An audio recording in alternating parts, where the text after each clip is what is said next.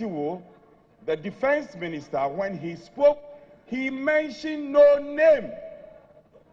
And this, yes, no party names.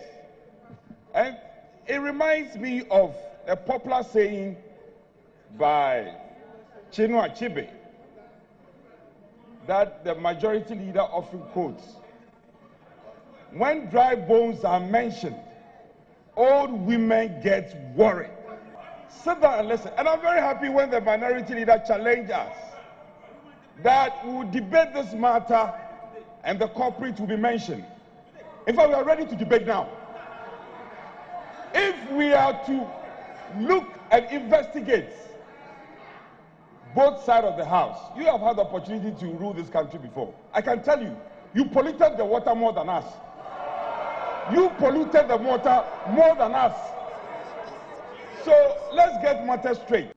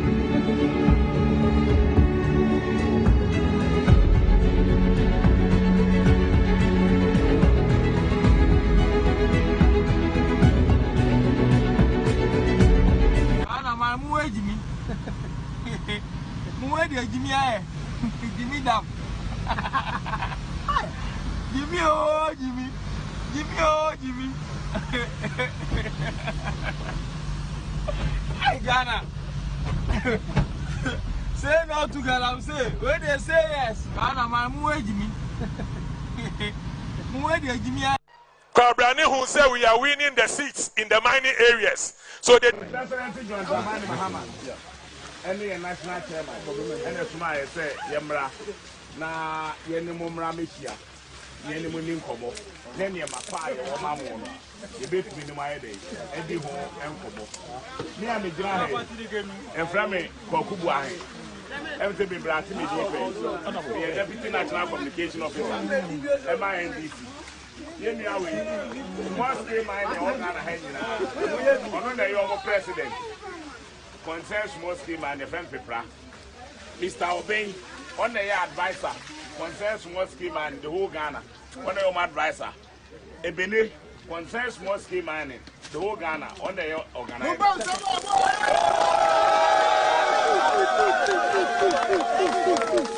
Young man, swa, your name or monam, I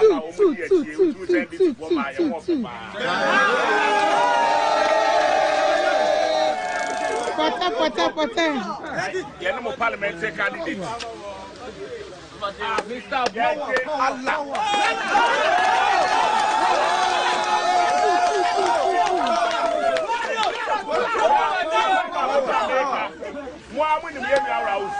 I said, when you're the baby boy, Neba was 13 no penny.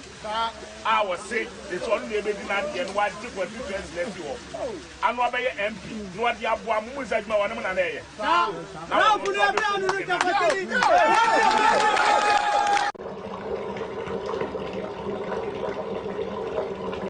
Kabrani who said we are winning the seats in the mining areas. So they decided to go and import foreigners. No mo nyomo ba ya no man kan chom se munko in real no mu na munko to go do o se munko nsuo no na munko tu na mo refi mu ho na the whole year inso aye problem da enya 1 month ya na start eye obi na opese anka omo ye na anka ya di speed na anka ya call na anka ya stop galam safe for na anka ya lose your seat yes stop you omo na yes stop you omo china. Now I'm going to TV for now. na omo crofo ka ena galamse na galamse yetu no wakra operation hot that stop about the soldiers for now two mosusan e training me official omo ni akwanya so mbeye se adwuma it will be about site our akwanya se wo question inti our power so about patrol patrol na soldiers ni security services here na what and my road business with it. It is a while for now 5 million, 3 million, 10 million. Now the program price of 1 to 4 one of the man.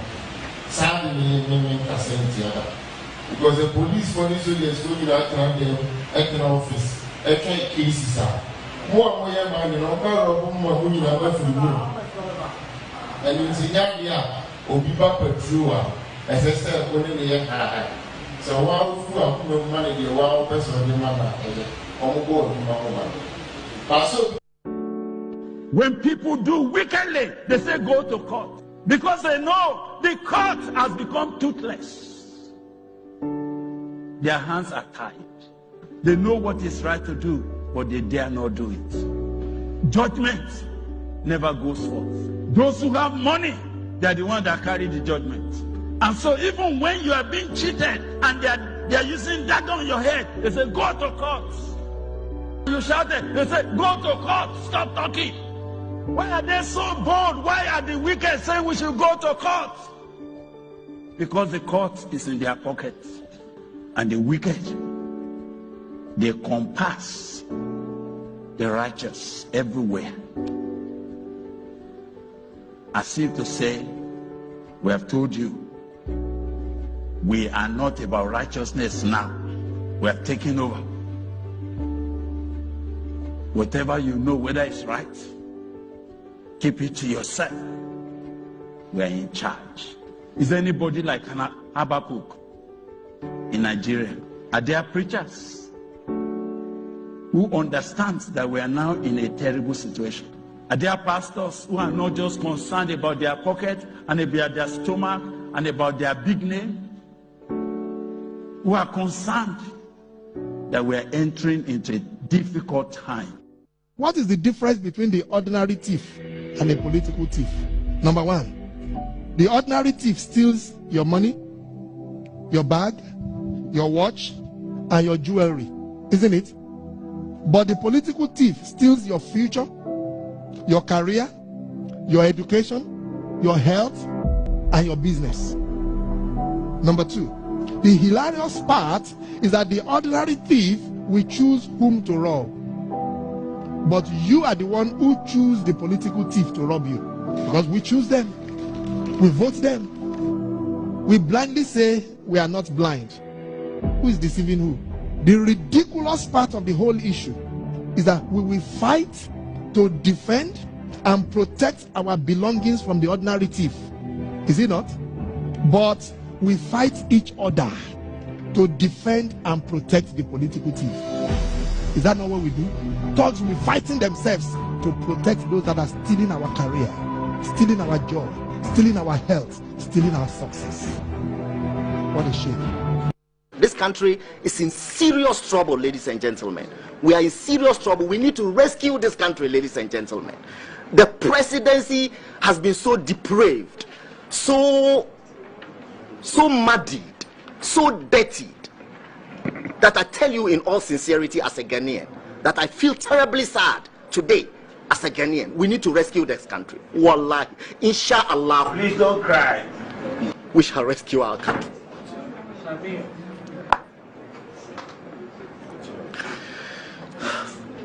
Government is broke, government is broke. The people are spending billions to go inside the government that is broke. Have you ever seen a minister who resigned because government is broke before? Government has no money. Have you ever seen a governor who said, ladies and gentlemen, when I was elected, I thought the government had money. Now I discover government has no money, I resign. Have you ever seen it? Government has no money, but they are bringing money out at election time. Where is that money coming from? So they are lying. What is happening is that there are two types of wicked people in government.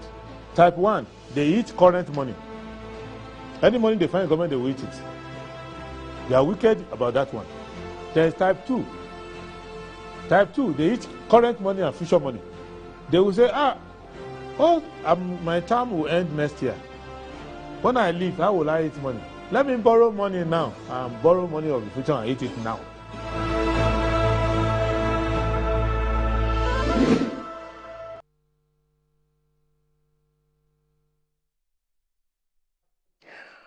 All right. Good morning to you and you're welcome. We're still in the beginning of November. And today is the 4th of November, 2024. You're welcome to the program. We thank God for giving us yet another day to go through the issues of the country. Let's start off with the headlines of the newspapers. And I start off with the Daily Graphic. It says, Graphic holds dialogue on education tomorrow. Special supplement on tertiary education. AI fears ahead of December 7. AI fears ahead of December 7. Media watch encounter fake news.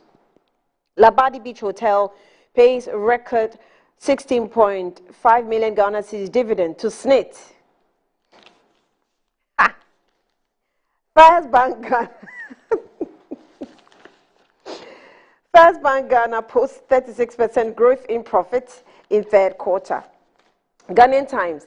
The upcoming 2024 presidential election are hand over to winner. President assures nation. NDC government will work with stakeholders to improve governance systems. Mahama, FDA, GSA launch harmonization initiative to boost industry SMEs growth.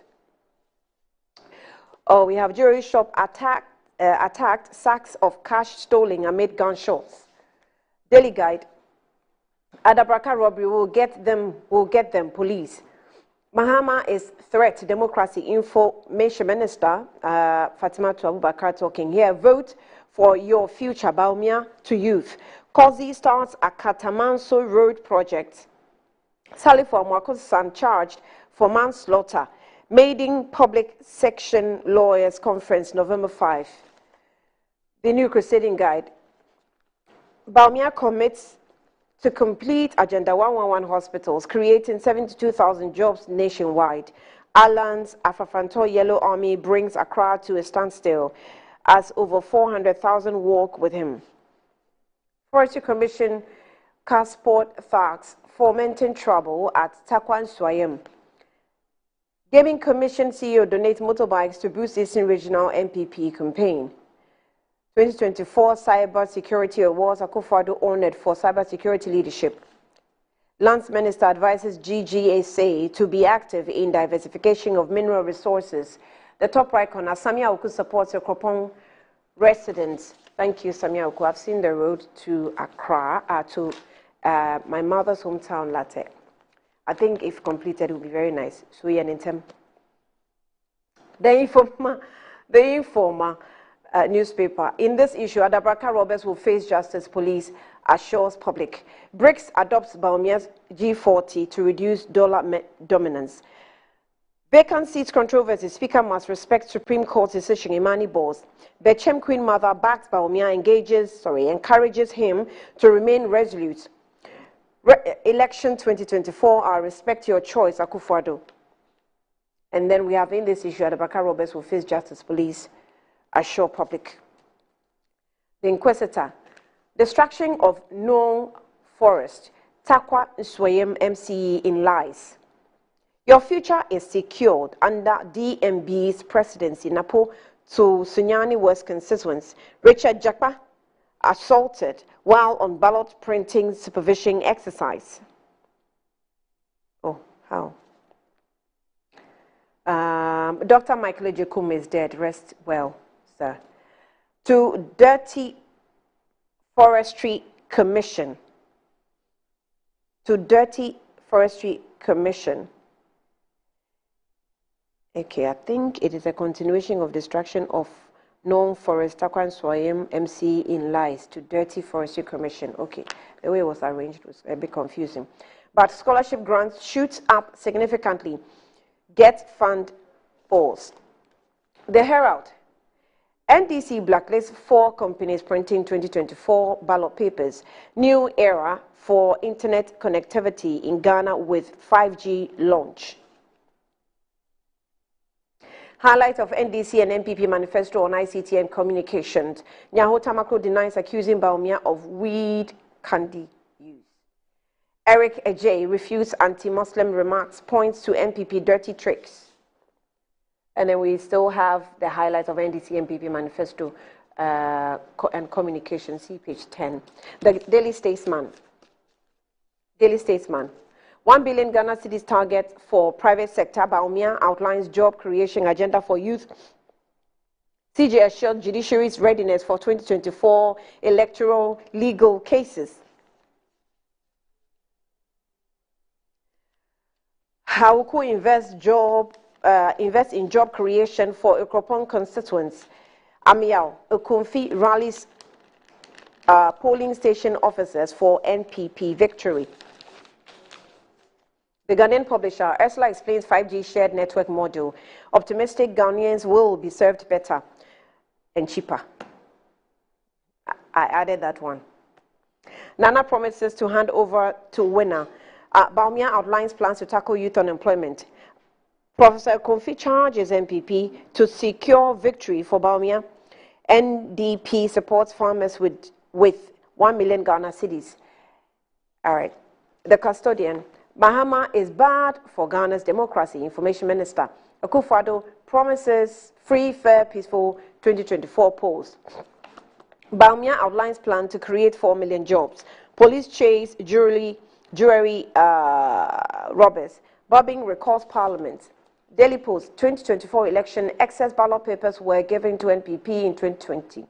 It won't happen this year. Mahama. Lordina Mahama equips Teshigu Health Center in Tamale. The top right corner, Joyce Bawa Mutari questions commitment of Baumia IGP EC to peace ahead of election 2024. And the Business and Financial Times, BOG assures of CD resilience amid rising FX demand. 5G network is here, marks new era of digital connectivity. 8 Ghana's Energy Awards, 34 individuals, organization on it. ADB MD is Public Sector CEO of the Year. In the banking sector, CalBank bold strategic move, repositions bank for growth. First Bank records 36% growth in profit in third quarter 2024. And in other news, Ambition for Africa 2024, Paris holds leading business event between Africa and France on November 19. Stanbic Bank invests in future with new youth banking proposition. And that's it for the headlines. We'll go for a break. We'll be back shortly.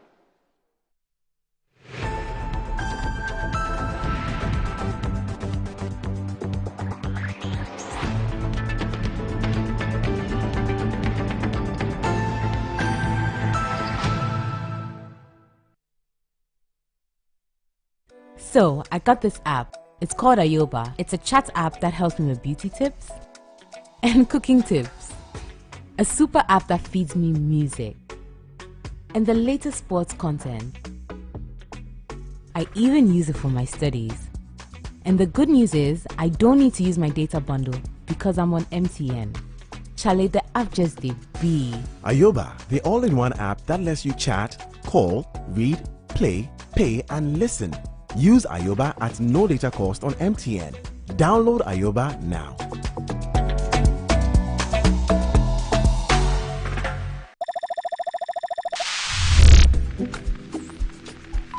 Welcome. Please look into the camera for verification. Thank you, John. You are now verified. Please select your preferred candidate.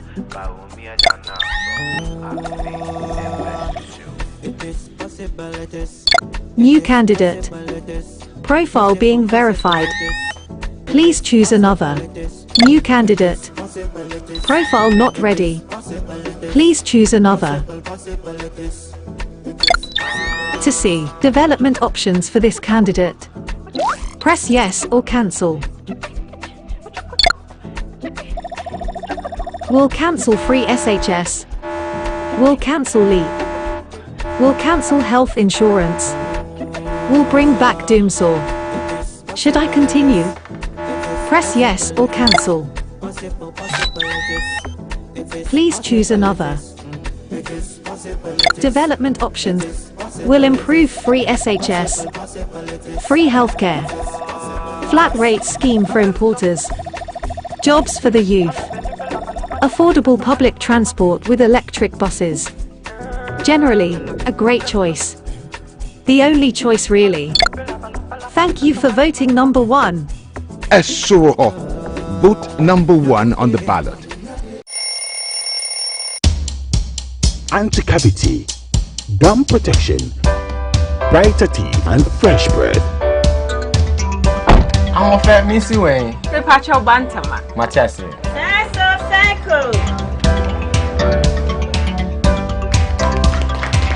A smile, The fresh breath. me Jidi say we use Cal 360 toothpaste.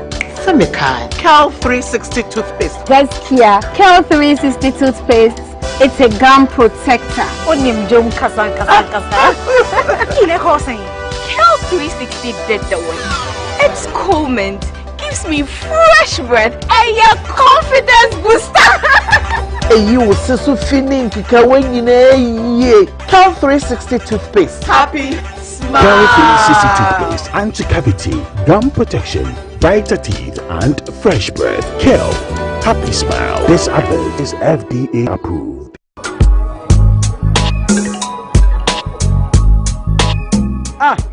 Customer. I don't know who to say. malaria be na achi me o ma no ma still. One of them give us. Give us a solid. Yeah, sorry.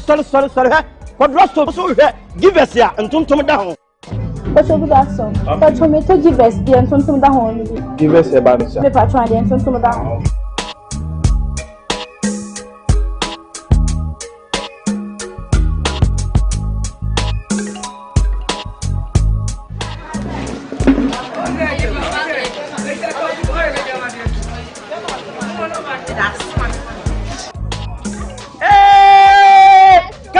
Customer. Give us that tum down. Onuya kayo oba wa fafuro nom de o ma no banu fo nom akwada wa ni mfie dumie no ono nso nom. Now let me tell you why you should choose Safari Valley as your conference destination. The new conference building combines modern amenities with the tranquility of nature, providing the perfect backdrop for your next seminar and corporate retreat. The only conference destination with so many activities. You don't have to travel to visit your tennis club, the gym, or the stables. They have it all. Enjoy this rooftop viewing deck, basking in the sunlight with the sight of wild animals roaming freely in their natural habitat. At my break, I'm able to practice my putting. It's a unique experience that sparks creativity and rejuvenates the mind. Visit Safari Valley Eco Resort in Ghana, bringing you closer to nature. Apomode wonsem yemfen diagro. Enunti nese wonom ede papa nko a. Exodus moringa capsules, any Exodus dandelion capsules. Efi Exodus elusuyanum, na beboa wa pomode. Emu bia wo benya no betimi aboa. Nanso, se wonye to no a, wo betimi anom abo. Na beboa papa. Se wonom Exodus moringa capsules, ne Exodus dandelion capsules. Ebua mamoja di efusani yu. Na fe ebusti wo immune system no. Na kweti ayarewa ahodo. Minimi ye se nipa dodo na nim dia moringa etimi ye. Na dandelion so ye nim. Enu nti me nkasa bedru. Enye mma apemfo. Ana abatan a oma enifo. Ana abofra a onya emfidumi. Exodus ehua dance die dos.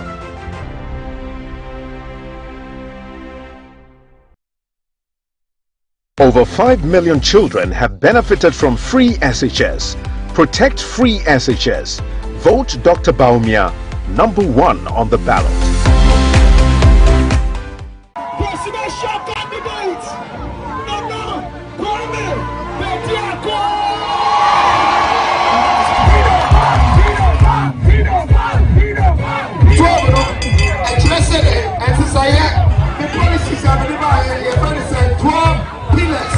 Ministers say don't buy it, man. I'm going to 12. Because of ballot so because here there is 12. I'm going to take a good pack and go more than 30 years. The equality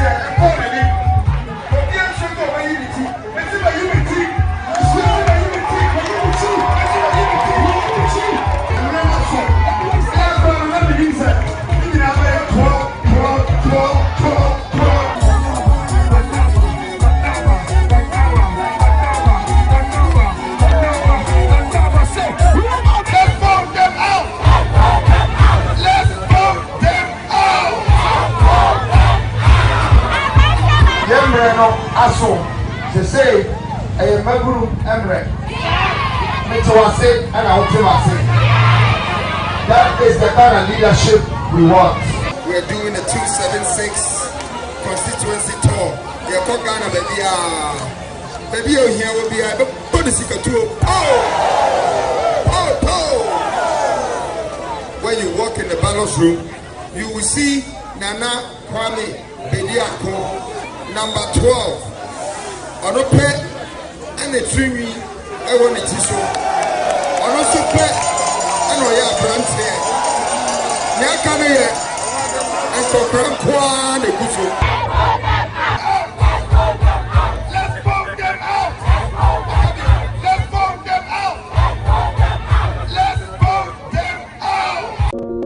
Welcome to Rehoboth Palms, Ayimensa, where your future home is taking shape. Discover a community like no other, designed for families and individuals seeking comfort and connection. Enjoy a host of amenities, including a swimming pool, tennis courts, kids playground, and serene sitting areas, all designed for your enjoyment. Embrace the opportunity to be part of this vibrant community with flexible installment plans available. Your dream home is waiting at Rehoboth Palms, Ayimensa, where every moment is a promise of home and affordable luxury. Visit us today at 145 North Legon, Accra. Call us on +233 244 764 499 or +233 204 950 810. For our UK clients, you can reach us on +44 190 853 3149 or +44 791 737 6631 or visit www.rehobothpropertiesgh.com to learn more. A community like no other.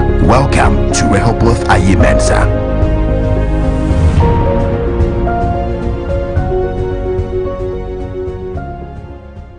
The luckiest. Star 712 hash. Luck is everywhere. 8K. Hey, you get an 8K. Get a package on your book, man. Hey, wait. You go put it on his tab. This is my man. Good luck. Hey, so, radio. We are star 712. I'm on dialing the magic numbers. Star 712. Now welcome to the luckiest. And now with me at home ticket. You can buy for yourself or your loved one. Mommy, tell mommy who's here. You're buying for me, right? Or who else? Let's choose buy tickets for others. Love you, boo boo. Maybe straight to option 4. Now, you need to buy tickets worth 50 Ghana to qualify. Yes, you can buy random or prefer tickets. I'm choosing random tickets. Listen, if you buy the random ticket, the system chooses a random number for you. But if you buy the preferred, you get to input your own preferred 5 digits. 5. Baby, give me your 5 numbers. And how much are we buying? Babe, look at the body and buy you. With your body, Hey, there, tread cautiously. Now follow the prompts and confirm. Now the luckiest. The luckiest is regulated by the NLA on the Caritas platform, not for persons below 18 years. TNCs apply. Using Coa Mixture, Coa Plus Mixture, and Coa MT Mixture, brought to you by Coa Research and Manufacturing Limited Company, proudly made in Ghana. Formulated to support your general well-being. For those seeking immune system support, there is Coa Plus Mixture. Support your body's defenses and stay strong. When it comes to combating malaria, Coa MT Mixture will aid your treatments. For effective relief from malaria symptoms, try Coa MT Mixture. Coa Mixture, Coa Plus Mixture, and Coa MT Mixture are not recommended for pregnant women, lactating mothers, and children under 12 years. Always take a malaria test before using Coa MT Mixture. Choose Coa Mixture, Coa Plus Mixture, and Coa MT Mixture for your health needs. Available now at pharmacies nationwide. For bulk purchases, contact 0244 726611 or 0591 565 778. This advert is My life wasn't always like this. I worked in a bank and had money in bonds to cushion me for the future. Then, with a stroke of a pen, my life was destroyed. My bank was part of the 420 financial institutions which the MPP government recklessly collapsed. What was to become the life of the workers? No one in this insensitive government occurred, and suddenly I was jobless. Their incessant borrowing also led to a debt restructuring program that affected me, and just like that, a significant portion of my lifetime investment vanished. Even worse, my lifetime savings from 30 years of hard work has been rendered useless due to the continuous depreciation of the cedi and extremely high cost of living in the country. Now, look at me. The fruits of my toil and sweat have all gone down the drain because of bad leadership. What to eat with my children is even a struggle. God, help me and the many who share in my pain. Let the wickedness of the wicked come to an end. Change must come. Vote for change. Vote for John Mahama and the NDC.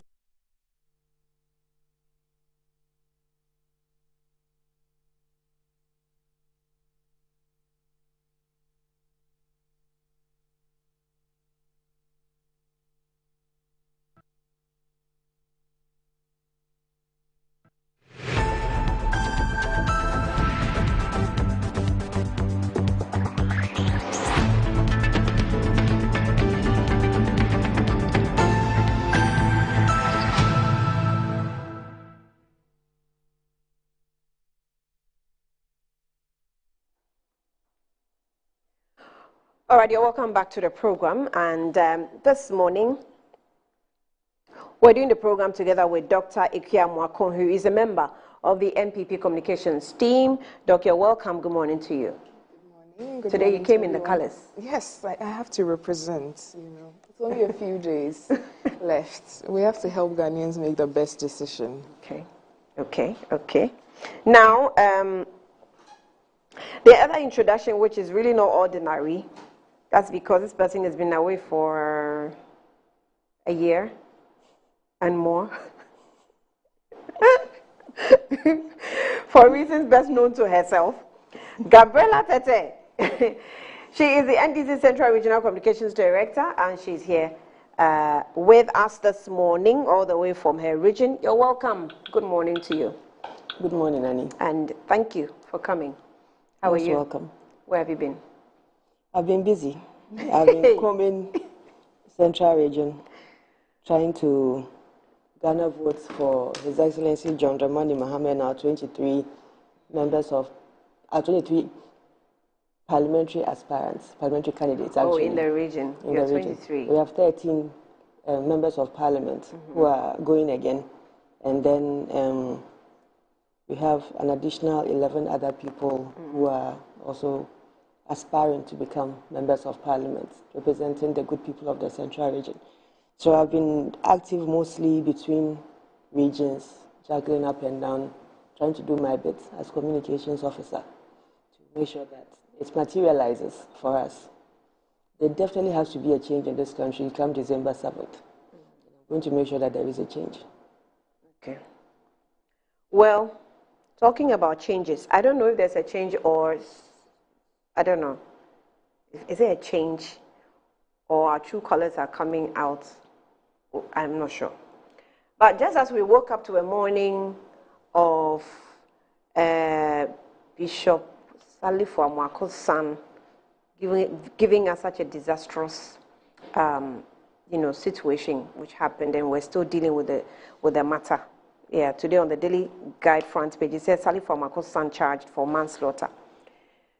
This morning, I'll say yesterday, we woke up to another shocking, happening around us, and that was in Adabraka. So there were several videos that were trending on social media, and that had to do with a robbery. It wasn't a robbery attempt, but it happened actually. So a robbery activity that happened in Adabraka in broad daylight amidst gunshots, and some citizens were able to record. And at that point, people were asking questions. So why didn't they call the police? I was not there. You and I were not there. So I don't know. But I suspect that they called the police Others made time to call the police, and probably response time was quite brief, or quite too long. So we didn't see the police in time.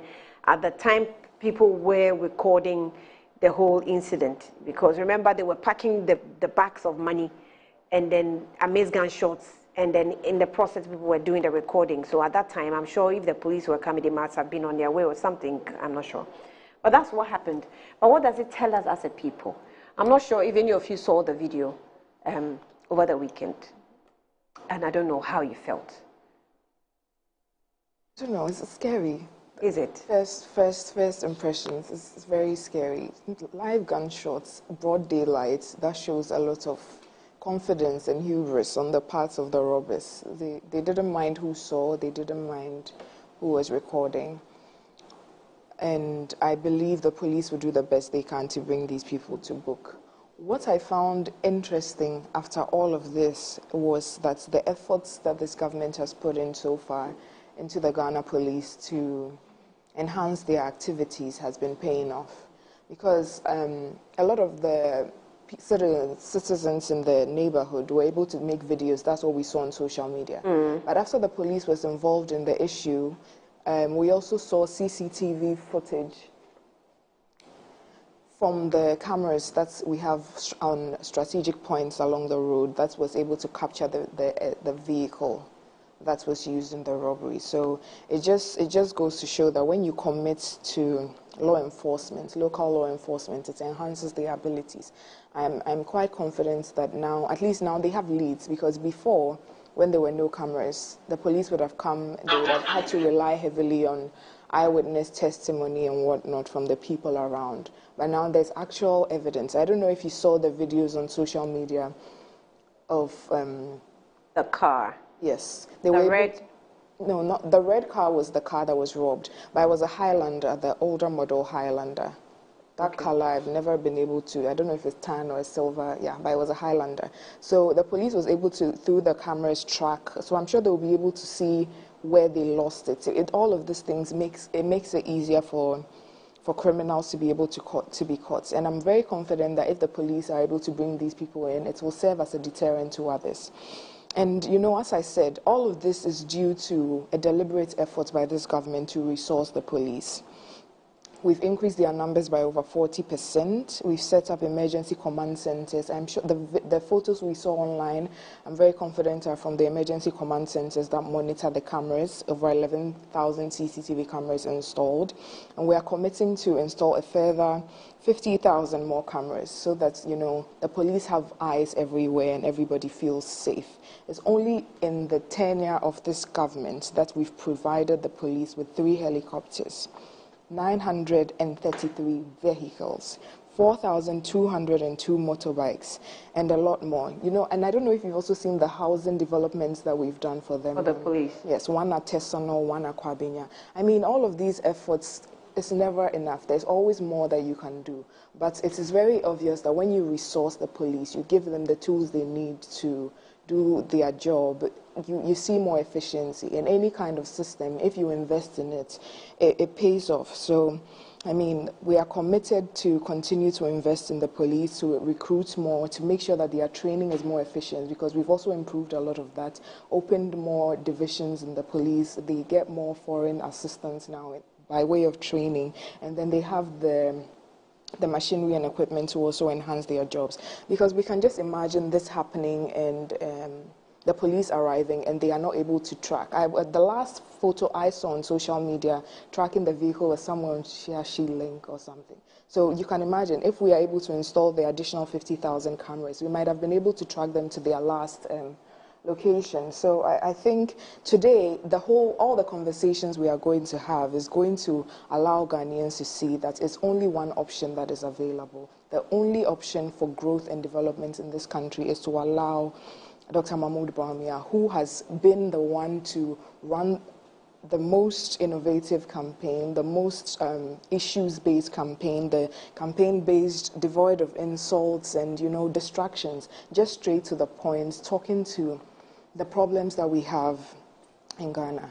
So yes, as I said, by the end of this conversation, it will be clear that for progress in this country, the choice is just one. It's number one and nothing else. It's number one for progress, number one for development, number one for security, because we've done a lot already, and then we already have so many plans to make every sector better.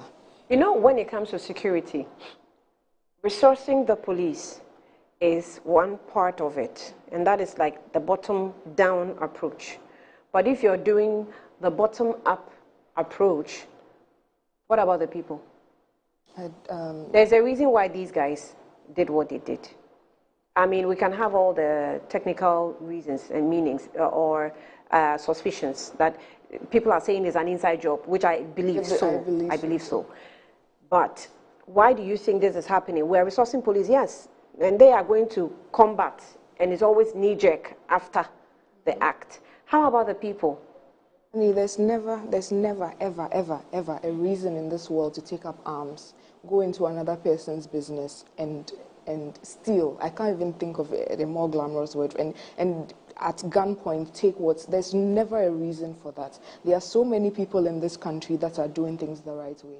There are so many people doing things legitimately. There's always a way. There's never an excuse there's no excuse at all. I can't think of an excuse for what they did. There's never a reason to go in to steal. There are people doing industrious things in this country. I'm sure every time you drive around, you see a new business pop up, whether small business, whether medium, whether large. You see new houses popping up. People are trying to do things the right way. So we shouldn't encourage any sort of criminality for any sort of reason. Even in countries where they are really, really suffering, I don't think they will encourage that kind of, there's never a reason to go and take arms. And there were even rumors about, I didn't want to go into that because it's unsubstantiated, but some of them sounded like they were foreigners. So, so it's never, this is somebody that has decided the kind of planning that looks like went into this. If they put that kind of thoughtfulness and effort into legitimate enterprises, I'm sure it will yield them results. It's just, to me, a lazy man's approach to take a gun and go into somebody's shop and take their hard-earned cash. It's the laziest way to try and make something out of your life. Okay. Gary.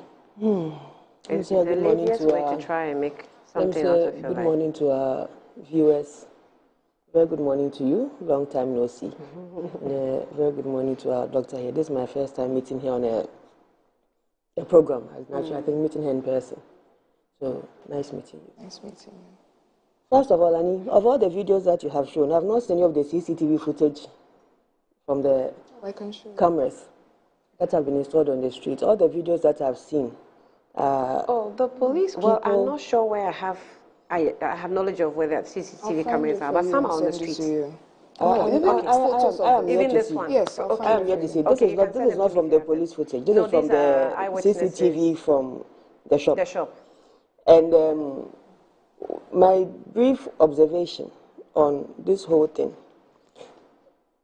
First of all, if we're having to go with the argument that we now have more eyes because of the cameras, what will be the case? This is a very bold robbery that has taken place in the heart of Accra, at Abraka. This is a very populated area. So one would think that you should be... Have you driven through Abraka at night before? And the roads are narrow, the place is congested. There are always people there. Yes. So to have the bravado to go on an operation like this takes a lot of confidence, I must say.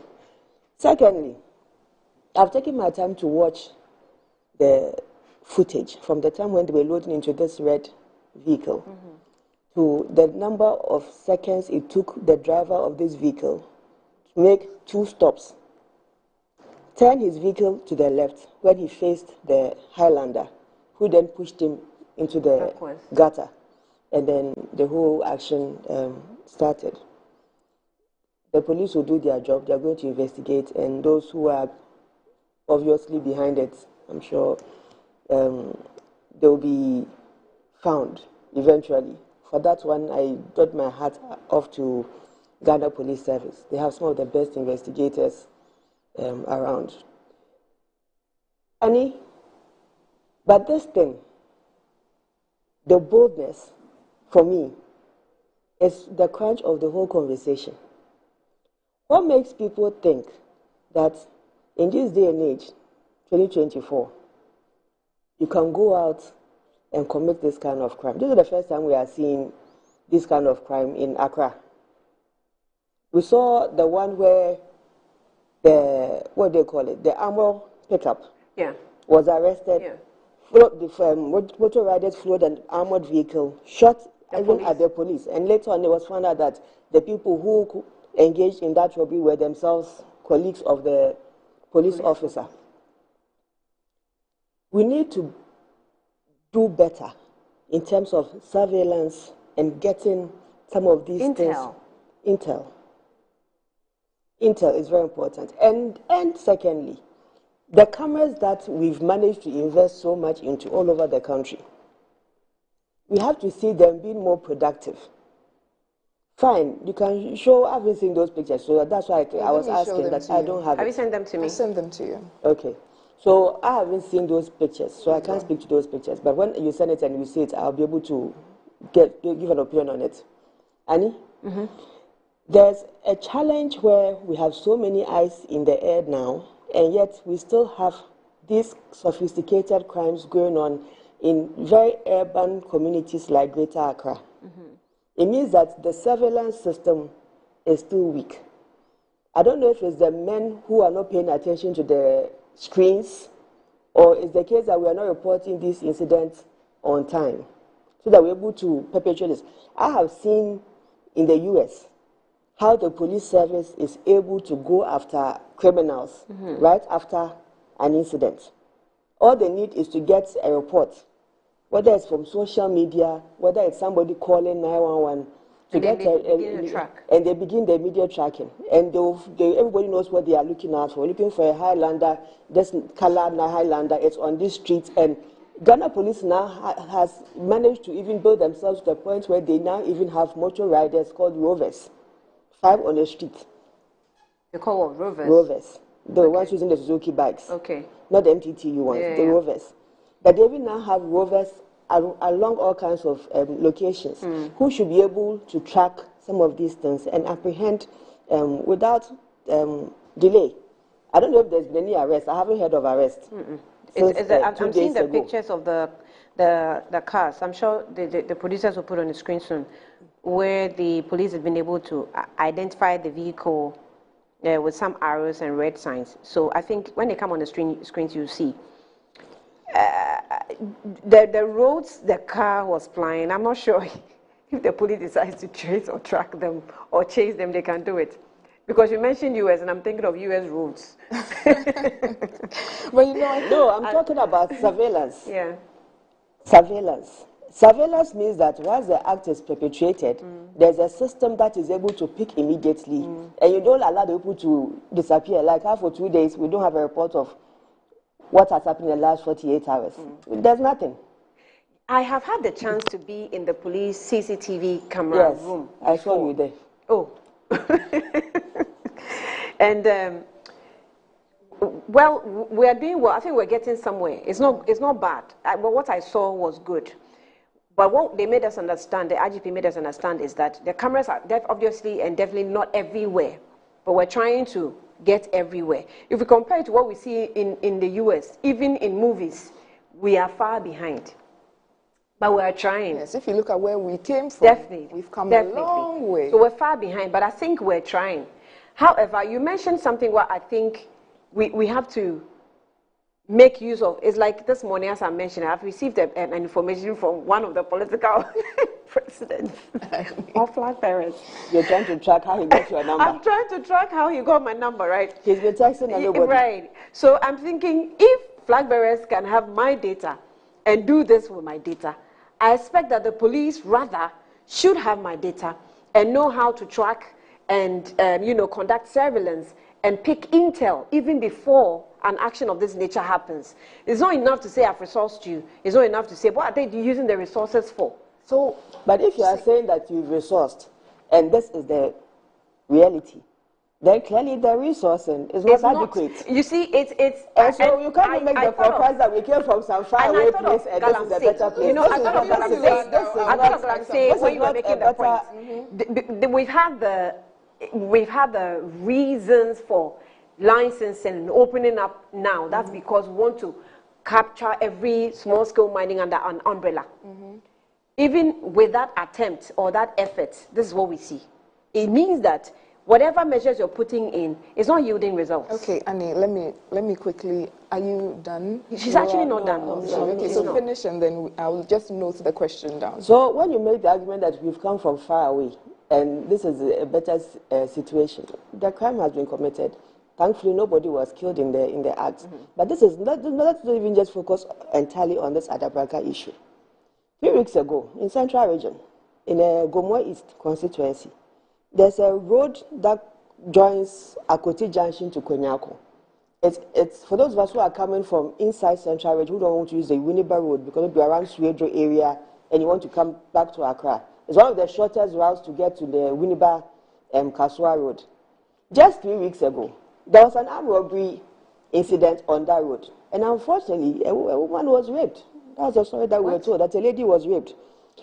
The security apparatus, I think that as much as I have great admiration for them, let me just say, first of all, but I think that we need to have a very deep conversation about security in Ghana.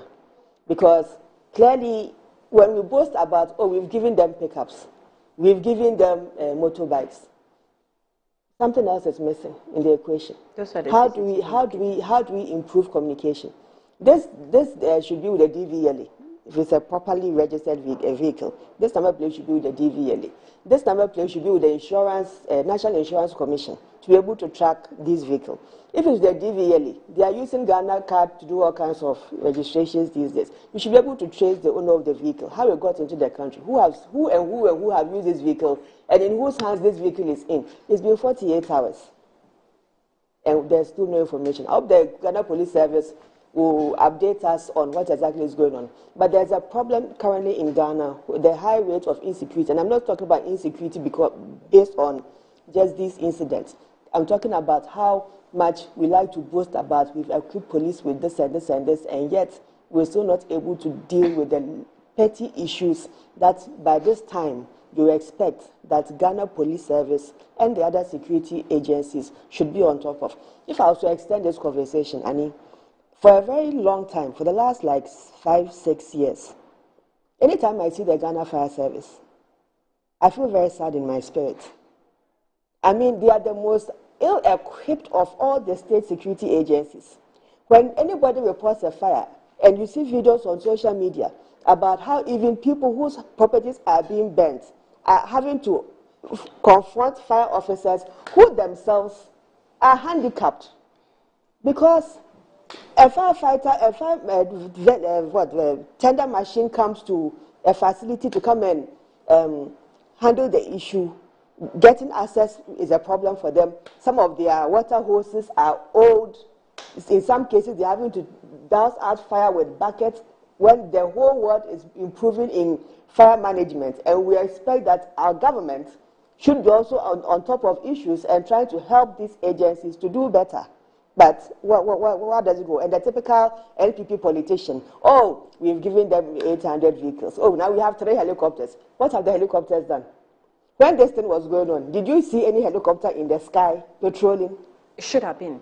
If this was a proper functioning system, yes, if this was a proper functioning system where you claim you have given all these resources to these agencies, immediately the report comes that there's a robbery going on and so. Immediately you get that response. The system is supposed to pick up. You don't wait 48 hours and there's nothing, and then you come and give me long lecture and you are equipped and then this house sophisticated Baumia has brought the government during your time. That is not the conversation we are having. We are having a conversation into the most annoying conversation anybody ever started with me is to come and ask me, and what have you done? Madam, you've been in government for the last 7 years. This is your 8th year. Don't ever ask that question again. I will. It is a very unintelligent question coming from a doctor. No. It is a very unintelligent. After close to a decade, you are comparing resources given in 2015 2016 to resources given in 2024? Are we living in 2016? No, you are seeking to come back. Is this 2016? No, is she done? Can I have my turn now? No, the question the question I want to ask you is, it is obvious what we're faced with today. With all the resources that we are receiving, the reports that we're receiving of having resourced the Ghana police. You are coming with a 24-hour economy. We've even talked about, it has been one of your topmost priorities in terms of security. This is broad daylight, and we're seeing this. So if 24-hour economy is supposed to be encouraging people to even work at night, are you ready for this challenge? Looking at the circumstances is a whole system that we have to take an overview of. Yeah. And I'm very convinced. We have a security team that is made up of some of the best of the Ghana Police Service. Many of them have gone on retirement, but there are still some of Ghana's best people in terms of intelligence gathering and policing. So they are helping us to design the security model around the 24-hour economy. And I'm very sure that these issues have been factored into the policy framework for it. Even before we come into office, the policy frameworks are being developed by the various sector teams, so that when His Excellency comes into office, it's not now that we are now coming to engage civil servants and stakeholders, and then we're going to be wasting time, because His Excellency doesn't really have much time to hit the road. We only have 4 years for him to fulfill a mandate. So there are already teams working on the ground, developing the frameworks for these policies. And within the 24-hour economy, as you have mentioned, the beautiful about the 24-hour economy is that, you see, it's not a very broad program. It is a program that is built within sectors and within enclaves. So if we're having a 24-hour economy within the Greater Accra region, it then means that we are going to improve on the security systems within Greater Accra, improve the surveillance system, improve the manpower system, improve communication between security agencies, and we're not going to have this kind of lapses where a robbery takes place. 48 hours, we have no explanation of where we are on the matter, and you come and boast about 3 helicopters that are sitting on the helipad somewhere, probably don't even have fuel. Because Ghana police now, they don't even have money to be buying fuel. That's not true. You haven't seen them pushing their cars. So this is what the police said. The police is on a manhunt for a gang of armed robbers who attacked a jewelry shop in Adabraka in Accra on Saturday, 2nd of November 2024, where one person was injured. We would like to assure the public that we will surely get them and bring them to face justice. And this is what the release we actually received yesterday. As for getting them, I know they'll get them, because, as I said, I've had very good friendships with a lot of police people, so I know the caliber of people within the police service. But beyond those friendships and those relationships, we're talking about having a system that is able to trace, track, arrest within the shortest possible time. Okay. That is the point. So a lot has been said here, and I find it incredibly disappointing that a rep of somebody who has been president, it wasn't 10 years ago that ex-President Mahama was president. It was between 2012 and 2016. We know what the security system was there, what it was like at that time. I'm asking you a simple solution of what did you add to the police service at that time. Let me just show you. If you want me to prove your intelligence to me, should be what are we coming to do? Not what was done in 2016. Because what was done in 2016 is in the past. We are in a progressive country. No, I won't allow you to do this. Let her make her point. Yes, police sleep in workshops due to lack of accommodation. This was an article in Modern Ghana in 2013. Police plagued by overcrowding and poor infrastructure. So I have an absolute point to ask that you seeking to come back, what did you do? We are talking about progress. That's one thing I never understand the NDC on. They will not propose a single solution to the problem. You are talking about the past and you are talking about progress. Complain and make, you are hoping to you are making references you to are the really past. hoping to that be is not elected. progressive. What is your solution? That is not progressive. We are saying we have brought 11,000 cameras. You can see the job of the cameras, and we are saying we are bringing 50,000 more. You are talking in the US. Are we saying that with all the infrastructure they have, all the equipment they have, don't they have robberies? What are you talking about? It takes time. Let's give the police some time. It's only been 2 days. Before, under your time, they wouldn't have been able to get this information so far. This lead wouldn't have existed. So let's give them the time to do what they are doing. What did you do? What did you do for the police service? Absolutely nothing. What do you plan to do for the police service? I was hoping that you... The government at the time did nothing. I don't know. I've just read to you what I just I just made a quick Google search right now. So if you could Google that, why don't you also Google what did NDC do for the police service? She could have used this opportunity to tell us what she did. Okay, but you know that it was your responsibility to improve on what has been done before. I mean, that's fine. So and there's no reason. Hold on. There's no reason questioning a government that we believed that was less in performance. Do you agree? And so was voted out. Do you agree? I think it's not appropriate to keep comparing yourself to the past. By that line of questioning, then there's no reason for ex-President Mahama to come back. He is the past, but he's hoping to come to have a resurrection. So yes, we have every right to question because he's hoping to come back. We are 30 days to an election. Everything is a campaign so that people can see what NDC is like, what MPP is like. And I'm very happy the way it has gone this morning. This morning, it is clear what NDC is like is no solutions. They will just always complain about things. All they know how to do is complain about things, shout, and I don't even know what is the point about trying to question somebody's intelligence here. Do you want us to take IQ tests? It's completely irrelevant. That's not what we are sitting here talking about. You could have said what you did. I've just made a quick Google search and I've told you what the system was like when you were there. Abysmal, terrible, incompetence. You could have used the opportunity to tell us in your plenty books here what you plan to do. You didn't say that. You are here saying that because we have we've created infrastructure and things, we should be magicians to be able to didn't hear her talk about what they detect. plan to do. What did they plan to do? You didn't hear? No. I didn't, and it's just another confusion with the 24-hour. I thought the 24-hour economy was supposed to cover everywhere. Now she's saying it's specific. Clearly I don't even want to go into that. So I don't want to even go into that right now. Because you are not well read on the matter. Let's stick to the security matter. It's absolutely laughable. What at that point, and I hope I get questions to this. What did you add to the security infrastructure? When the IGP was commissioning the Tesano police project, did you listen to his address? And you know, the police is an independent arm. Whoever comes does their best to resource them, make their works easier so that they can progress. The IGP stood there and boldly sang the praises of this government for the investments we've made into them, and he assured that those investments will not go to waste. That's what is expected of governments, for you to come and resource your people so that they can shine, they can do what they do best, not to always complain without proposing anything. You haven't proposed to add, you haven't said anything. You haven't been able to show what you did, and you are complaining about us comparing records. Isn't your ex-president Mahama hoping that in 32 days or so that we are going to vote for him? Okay. So yes, he has brought himself back. Okay. If he knows that at that point he didn't have anything to do, then he should have stayed at home. Okay. Because he has also had another 7-8 years to stay at home, sleep on his pillow, and come up with better solutions so that the 1 million Ghanaians that said no to him at that time might be able to change their mind. But NDC has not done anything to change it. It's always to try and fight and throw tantrums. Okay. I don't understand. Okay. Right. So the NDC administration in 2009-2016 managed to beef up the Ghana Police Service and the other security agencies with equipment. In fact, it was under the time of His Excellency Jonathan Mills that we started the Police Visibility Initiative. That we gave them Nissan hard body pickups, Navara pickups. So you drive across all communities and you meet a police pickup with police patrol standing on guard duty, ensuring that there is safety in our communities and security in our communities.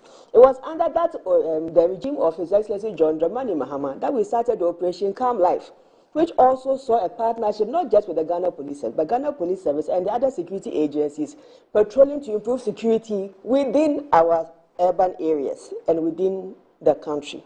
Again, it was under His Excellency John Atta Mills that we saw, and John Dramani Mahama, that we saw massive investments, not just for police, we had for armed forces, we had for fire service, we had for immigration, we had for customs. It was under that tenure we started a lot of housing projects. In fact, the Sajlemi that you've left in the middle of nowhere, and now you are now, and the one that you are now selling to your apparatchiks. You chopped 200. The one that you are now selling to your apparatchiks. You are saying we are selling it. The one that you are selling to your apparatchiks. She's making allegations as well. The one that you refuse to complete and hand over, and you are selling to your apparatchiks. What did you do? Emphasis, you are selling to your apparatchiks. Now, that project, but you haven't heard that they are privatizing Sajlemi. Yes. Under the Ministry of Works Then and that's Housing. selling. How do you think that program is going? But those you're selling Is to, there are they Apache? Is there Apache? No, they don't have to make allegations. I mean, let's get to the issue. Now, when you go to the Ghana Police Headquarters, there's a residential area behind them. When you go to behind GBC, there's another residential area for police, in case you are not aware. Madam, when it comes to investment in security agencies, everybody has done theirs. The argument we are having this morning is, how come what was the date? 1st November or 2nd November? 2nd November. 2nd November, broad daylight, in the heart of a very busy area like Adabraka, an armed robbery could occur, and 2 days after the incident, 3 days after the incident, we have very little information, despite all the things you said you have done. This has nothing to do with 2016 and His Excellency John Dramani Mahama. This has everything to do with the regime that you are a member of, that you are a spokesperson for, and how whatever it is that you say you have done has not been able to give us a response for the last 48 hours. It is a simple conversation. It is not about raising tantrums and getting emotional and all kinds of things. And necessary. The conversation is 2nd November to 4th November, 48 hours, and we have no information on the outcome of an incident that happened in the center of Accra. That should tell, if they're not able to give us any tangible information, that should tell us that means we're all at risk, because it means that the security system in Greater Accra is so relaxed and so lax that anybody can take a gun and a vehicle and go into a shop and then just rob, and for 48 hours they can get away with whatever crime they've committed, because their system is not even able to pick them up, despite all the things they said they have done to support the system. It is very important. All right, we have to go. We have to go. Let's go for a break. We're back shortly. We'll get into the issues of elections and electoral commission, and some of the campaign messages also being thrown about by the candidates. We'll be back shortly.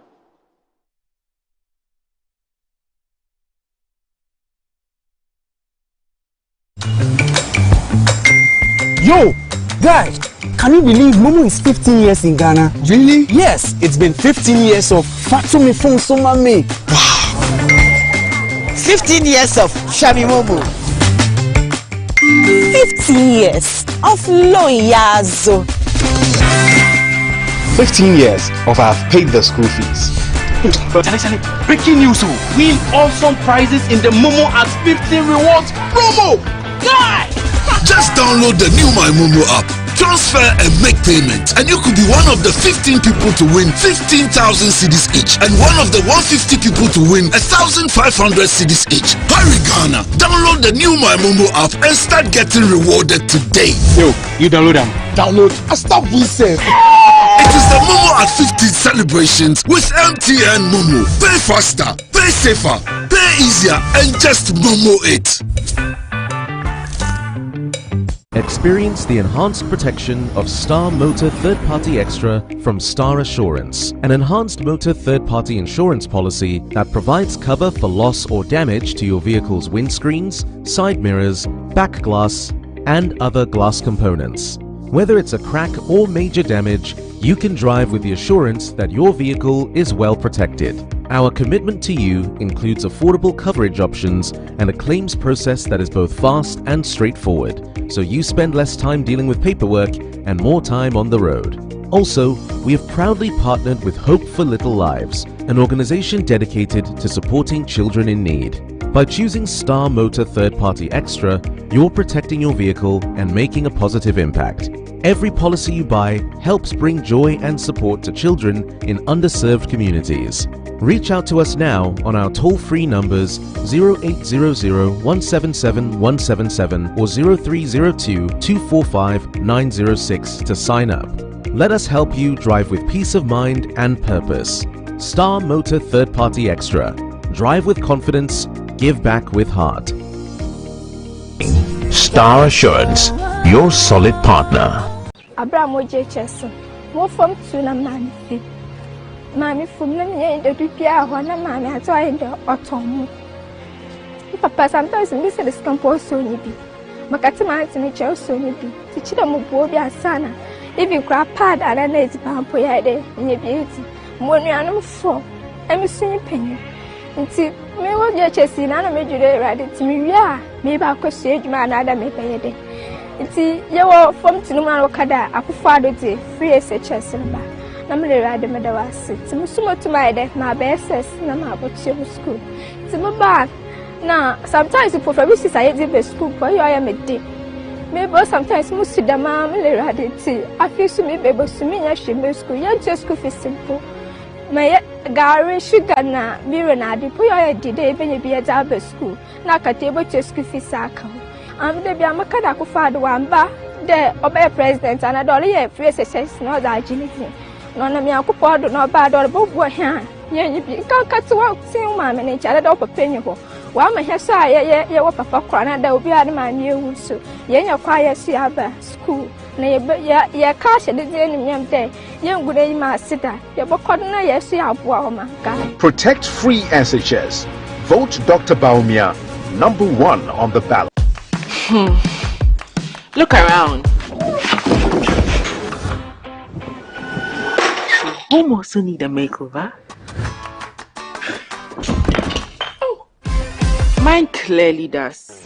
So we went to Ashroom and found the Como collection. It had everything we're looking for and more.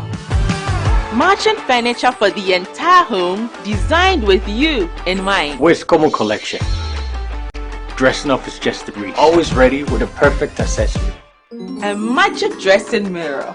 One look and you're ready to face the world. Or at least the kids. A bed perfect for young men who want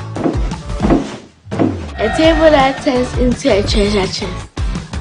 And finally, a sofa with this grand TV unit for family time at home. Head over to any Ashfoam store now and discover the new Como collection. Ashfoam, feel it, know it. Over 5 million children have benefited from free SHS. Protect free SHS.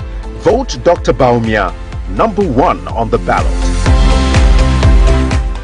The luckiest. Star 712 hash. Luck is everywhere. 8K. Hey, you get an 8K. Get back packing so you have to one lie. Hey, wait. You go put it on his tab. This is my man. Good luck. Hey, go bill radio. We are star 712. It's a phone. I'm on dialing the magic numbers. Star 712. Now welcome to the luckiest. And now with me at home ticket. You can buy for yourself or your loved one. Mommy, tell mommy who's here. You're buying for me, right? Or who else? Oh. Let's choose buy tickets for others. Love you, boo boo. Maybe straight to option 4. Now you need to buy tickets worth 50 Ghana to qualify. Yes, you can buy random or preferred tickets. I'm choosing random ticket. Listen, if you buy the random ticket, the system chooses a random number for you. But if you buy the preferred, you get to input your own preferred 5 digits. 5. Baby, give me your 5 numbers. And how much are we buying? Babe, look at the body and bio. With your body, Hey, never. Tread cautiously. Now follow the prompts and confirm. Now the luckiest. The luckiest is regulated by the NLA on the Caritas platform, not for persons below 18 years. T&Cs apply. In a fast-growing urban environment like Accra, safety is as important as the air that we breathe. Hear the real stories from those who now feel safe like never before with Response 1. One night, I heard the glass shattering. Armed robbers had broken in. Before I could react, the alarm blared and the lights flashed, and Response 1 was already on their way. Within minutes, the security was at my door and the armed robbers had fled. I never want to be that scared again. And now I know with Response 1, I never will. Don't wait for tragedy to strike. Protect your home with Response 1's monitored alarm system and our theft protection guarantee. Immediate response, real protection. Response 1, stay connected, stay protected.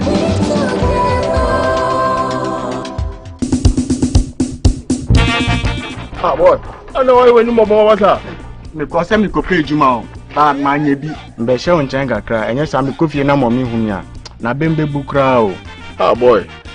Ebe fa why? Da ben. Ye John Dramani Mahama ba ebe fa. Ye John Dramani Mahama the nhyehyɛ bi a yɛfrɛ no 24-hour economy eba. Exam 24-hour economy eba ma edwumaku biara incentives ibinyi de cheaper electricity na afei odi sika baso edwumaku no ase na afei so tax breaks ebe show mu nkran a edwumaku biara beye edwuma empen ebaasa do na afei so yeman edwuma ebebusu na yemmebu no so anya edwuma aye same kono tofa edwuma kru biara no yeba na empen ebaasa do na yeba fa nkrofo ebaasa wa de medwuma no ana yefra no formula 133 na edwuma no opia beye bi na afei so obama yedwuma no etumpon yetum ye de nyama efiye krum ha akwa amonane akoton eno so beboa ma yetika sam no aneyi boy now going because you show me voters ID card so wasitnam na to abapa de sakra ya papa beba wa brabo mu to abama John Mahama ne endi.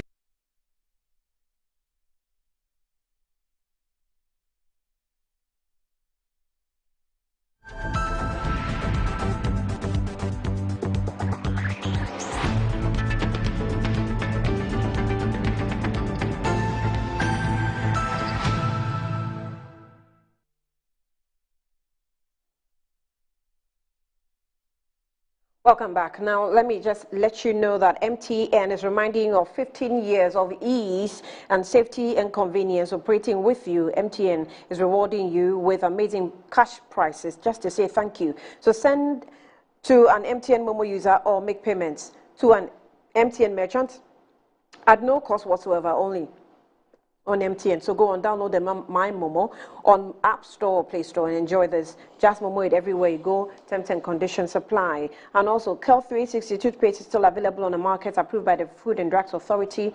It's good for kids, children, and adults as well. You want your family to feel proud by constantly using the Kel 360 toothpaste.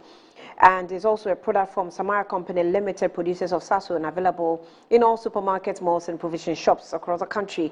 So call them on 0246 86 4798, 0246 86 4798. Kel 360 toothpaste, happy smile. Now, also Betway is coming your way. It says that as a proud official global betting partner of Arsenal, Betway is bringing you way more with new fun exclusive package. Place any bet on Arsenal and you will stand a chance with exciting monthly prices from a range of Arsenal jerseys to memorabilia and more. So not only that, you also stand a chance of winning a lifetime play on the pitch experience at the Emirates Stadium, and the competition ends on the 31st of January 2025, so take a chance and see what you can do with the exclusive only to Betway. Terms and conditions apply, regulated by the Gaming Commission of Ghana. Play responsibly. Get way more with Betway. Okay. Now, let's get into the areas of campaign. Some of you are sending me messages of you were listening to Dr. Baumia pretty well when he was interacting with the youth yesterday. So this is what he said. He pledged millions of jobs for youth in economic revitalization plan. The flag bearer of the ruling New Patriotic Party, Dr. Mahmoud Baumia, has reaffirmed his commitment to making job creation for Ghana youth top priority, pledging millions of new opportunities if elected in the upcoming December elections. Addressing the youth attendees at the engagement with a youth event on Sunday, November 3, 2024, Dr. Baumia laid out his vision for youth-focused economic transformation aimed at revitalizing the nation's economy. I will outline the bold economic solutions we plan to roll out, which will make it possible to create millions of jobs. And I'm giving the mandate on December 7. Dr. Baumia promised, underscoring his intent to prioritize young people.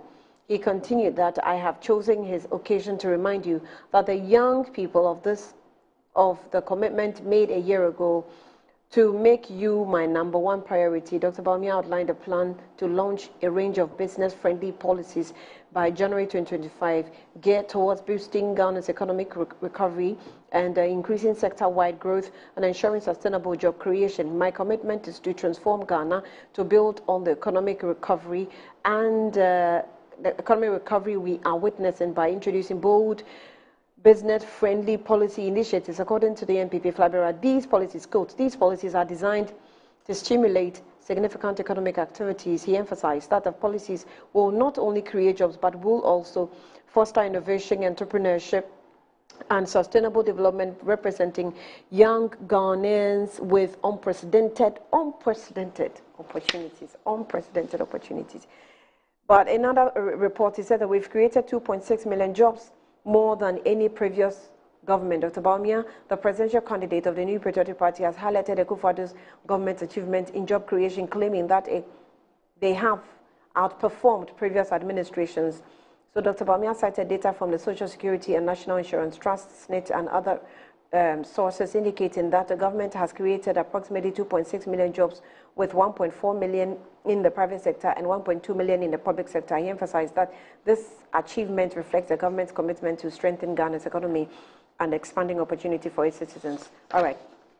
Job creation. You interacted with the youth yesterday, and it's been, one of your campaign movements as we get closer, or we inch closer to the election day. Yeah, so yesterday was fabulous. This whole campaign, the whole Baumia campaign has been awesome. I hope yesterday he said something about how the two parties are not the same. And I'm sure even from the brief interactions we've had this morning in the studio, it has become abundantly clear. Because the joke of the day is the person who provided 106 vehicles to the police trying to throw shots at someone who has given over 900 vehicles, 4,000 motorbikes, and provided CCTV that has provided leads for the police to be able to do their job. And then it turns into a shouting match about supposed intelligence. It's just laughable. But I'm not surprised that it's coming from the NDC, because it looks like from top to bottom, their approach is one of trying to insult and denigrate. And in this election, it will really come to bite them badly, because Ghanaians are discerning. They are not going to be taken for a ride. They want to hear what you have to say without engaging in a shouting match. And even the issue of shouting, it will be a lonely shouting match, because, I mean, we in the MPP are not brought up like that, and so we'll not be able to match you on in terms of shouting. So let's go to... In terms of what? Shouting. The shouting match. The NPP doesn't shout. Me, I can't, personally. I will not be able to engage in the shouting match. Then talk about yourself. I will not. And just generally, we are not advised to come and sit on set and shout. Really? Yes. So let's go to jobs. The MPP's plan in the manifesto is just the whole idea, the whole blueprint is to create jobs. At every turn is job creation. On Saturday, I was here talking about the health manifesto. And even in our commitments to health, you can see that at every juncture, it's also an opportunity to create jobs. We are hoping to boost the pharma sector, boost the vaccine creation sector. We've already started a vaccine institute. We've already boosted a lot of pharmaceutical companies. So when we say we are going to do things, we hope Ghanaians will trust, and we absolutely believe that they will trust in us to be able to deliver on those promises. So yeah, we talked about the number of jobs that we've already created in this sector, and I think that is widely known. The list was broken down as well. Then we went on to talk about particular things that are going to create avenues for job creation in the future. I'm going to take this opportunity to just highlight two of those things that were discussed yesterday. Our new approach to the tax system in the country, which I think is something that is not going enough, and people need to be made aware of it. Because Dr. Baumia is promising, and he's definitely going to deliver on a revolutionized approach to our tax system. First, we are proposing a flat tax rate, which is definitely going to be lower than what already exists, so that everybody knows their taxes beforehand and it's not confusing and whatnot. We're also proposing a flat tax rate on spare parts, the import of spare parts, so that no matter where you are importing your spare parts from, you have a flat tax for that. We're also proposing that we are going to harmonize the duties at the port with our neighbors. And I'm sure for young people out there, whenever I engage with people, that's what they find the most interesting, because we are all very interested in importing cars and whatnot. And we all know that the duty rates in Togo is actually not a free port, but the duties are cheaper than ours here, and Dr. Baumia has promised that he's going to harmonize ours with them. So with anybody listening that has been having problems with the high charges at the port, it's our commitment to you that we are going to do something about it. After all of this, we are promising all businesses a one-time tax amnesty next year, so that whatever tax burdens that they owe the state, it is forgiven, and they are able to reinvest that back into their companies. So you can just imagine how that's going to help. You have the tax burden, you have like a tax debt plus penalties of about 500,000 that you owe the state. And at the beginning of next year, when Dr. Baumia is sworn in as president, inshallah, he is forgiven that debt. Now you have that extra 500,000 cedis to reinvest in your business. And so far as you reinvest that in your business, that money will not be taxed. So what do you do with that? You reinvest it into your business. The business gets bigger and you can employ more people. I feel like these are the practical policies and practical solutions that the people of Ghana want to hear, because it will definitely impact their lives directly. We are setting up an SME fund, which is going to provide funds to young and small and medium scale entrepreneurs to be able to allow them have capital to be able to start businesses. And one thing I also found very, very, very interesting was the Buy Ghana First initiative. What that means is that for all government procurements, all government contracts, when the procurement process starts, whichever institution is hoping to procure whatever has to source these items locally first before they can go into the international market to buy. We can just imagine the amounts of opportunities that's going to create.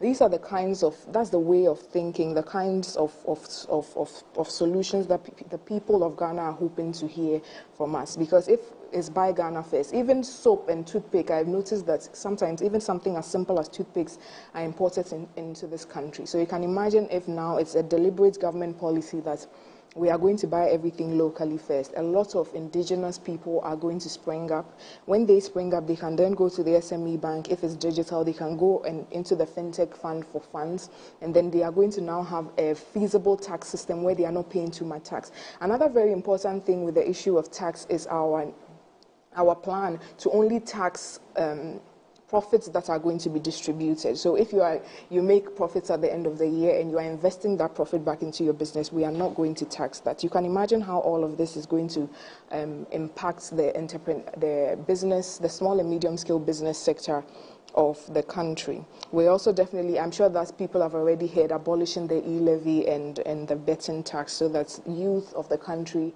find it's a little more comfortable for us. I'll just touch on the last thing that I found. I mean, besides the credit scoring system, which is also, you know, when it first came up, I was surprised to hear people from the NDC trying to rubbish it. But that's literally what they are good at. With everything they try to do to the free SHS and now making attempts to try and steal it, I mean, I'm not surprised that that's how they reacted to something as good as that. The government deliberately trying to incentivize the financial sector to be able to give credit to people. I don't see how that's a bad thing. It just means that now Ghanaians are going to have more purchasing power. I mean, we entreat everybody to be very responsible with that purchasing power, but it just means you can afford more things at a particular time, which means the people importing things or the people producing things then are able to produce more because now more people can afford it. These are practical things, easy to implement, that make people happy, that people want to hear, and that is why we are going to win the election, because we are not going around calling people stupid or saying people are posting stupid things on social media. That's not what we are about.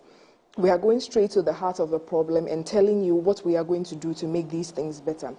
Another thing that I found absolutely great, that I know is going to lead to a massive boom in the economy of the country, is trying to offset about 3% of our spending of our GDP by bringing in the private sector to help. If you've ever taken time to read the MPP manifesto or listen to our conversations about our plans and commitments to you, you will realize that what we are trying to do is to create a very, very strong private sector, because in any developed economy or society, you know that the private sector is very, very strong. They're able to absorb a lot of the people, and then it takes care of the employment crisis. So I don't know, all of us were in university. I don't know which uni you went to, but I'm pretty sure you are aware of the way the hostels run in unis, where, like for instance, in tech, I attended Gimpa. I don't do hostels.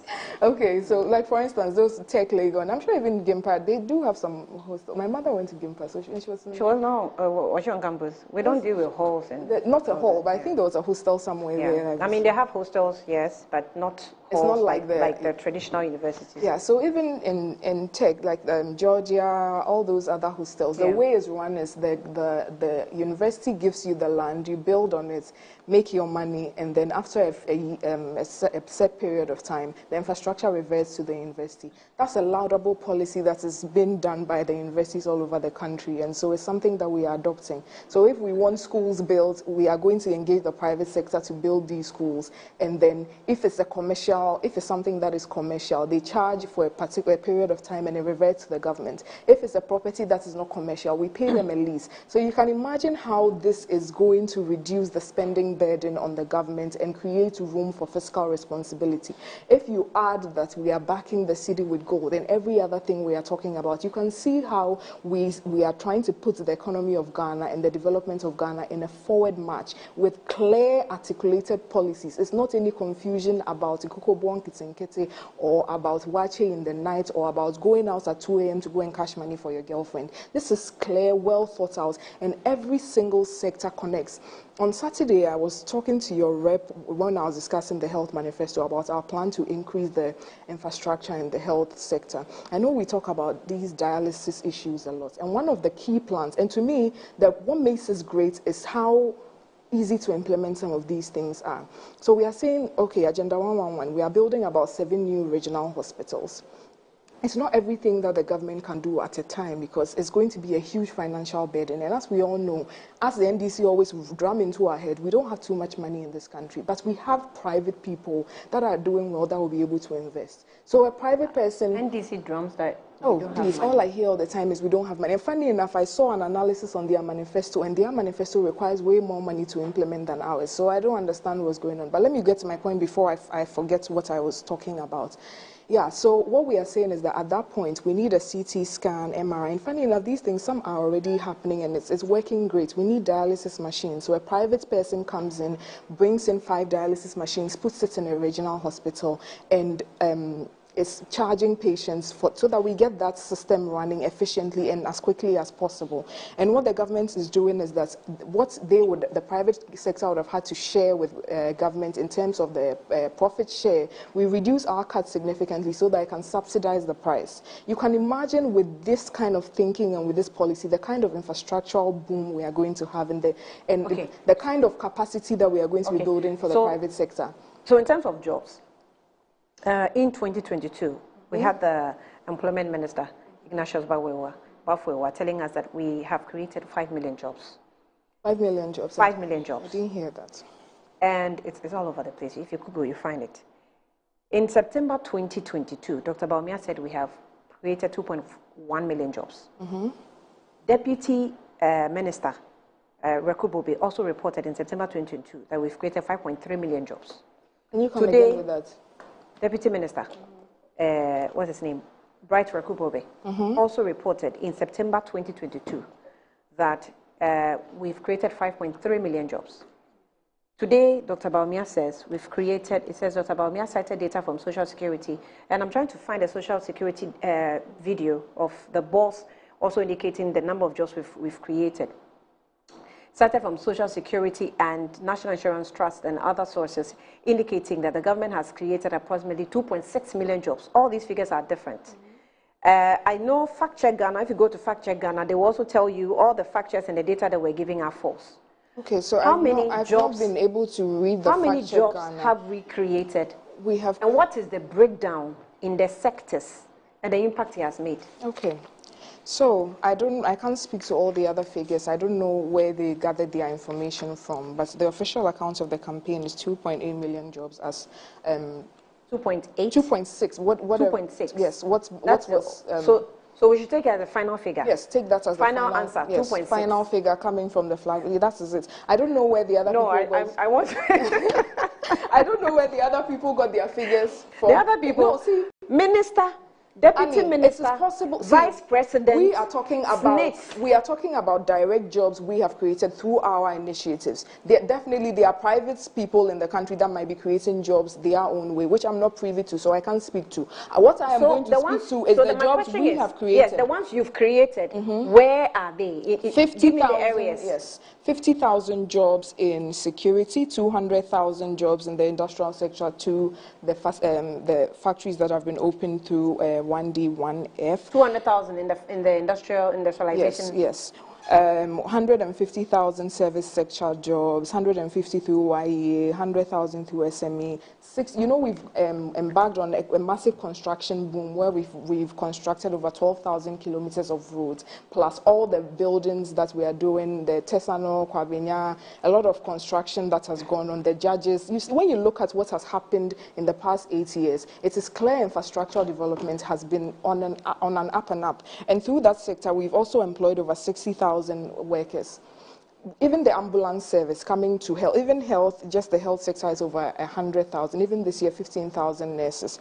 If you come to the ambulance service, which was non-existent between 2009 and 2016, now we've employed over 2,500 people with training centers there. Fire service came up earlier. Now we have an extra training facility for the fire service in Wungu, training people, employing people. Let me quickly refer to my phone so that it's a fact base that you can definitely refer to. This is NAPCO trainees part. 100,000 NAPCO. They are also part of the job creation data we are gathering. Yes. Okay. So, so let me just find this for you. So this is what I'm trying to find for you is what has been created through the public sector, government agencies creating jobs. So through the ministry, and this is at 2022. So from the security service, we have, at that point, as in 2022, there had been 15,000. But as of today, we have 50,000 jobs in the security sector through the Ministry of Interior.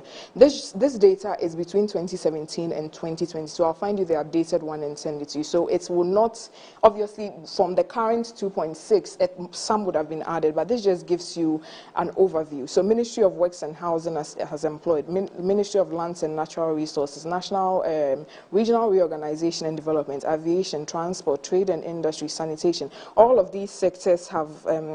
Sanitation, how many? Sanitation and water resources, modest figure, 7,414 as of 2022.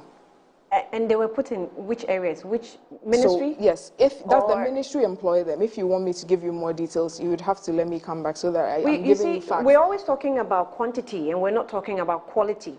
It has to, and Doc, you're a doctor, you should know that it's always quantity as against quality. So we're saying that, and that's why I asked you about NAPCO. If we've counted NAPCO amongst these work statistics that we've gathered, the NAPCO, I don't want to call them employees because they are not employees. These are not permanent jobs that were created. These were just engagement within a certain period of time. And they are even still complaining about their remuneration which is not being received. So why are we doing this? Okay, so when it comes to the issue of NAPCO, when you are, an effort being made is obviously better than nothing. Obviously, I've been able to demonstrate to you where the jobs are, but let me quickly talk about NAPCO. When I was in Konfanoche Medical School, clinical years, we had some NAPCO trainees there at that time. That's when it had started. We had a gent, I won't mention his name, even though I think he might be quite excited about that, two of them who were working in our labs, NAPCO trainees. They learned valuable skills at that point, working in the lab, because it was basically on-the-job training. And now these people have been able to find employment because they have gained that skill on the job by working as NAPCO trainees. So even though obviously we didn't achieve all what we wanted from the NAPCO enterprise, it doesn't discount the fact that it has helped a lot. Because I'm sure this gentleman that I met in Konfanoche is very pleased that at least he has been able to get some employable skills, which he eats with now. Because he's still in Konfanoche now and does a lot of private things on the side from his training. So that's what you should look for.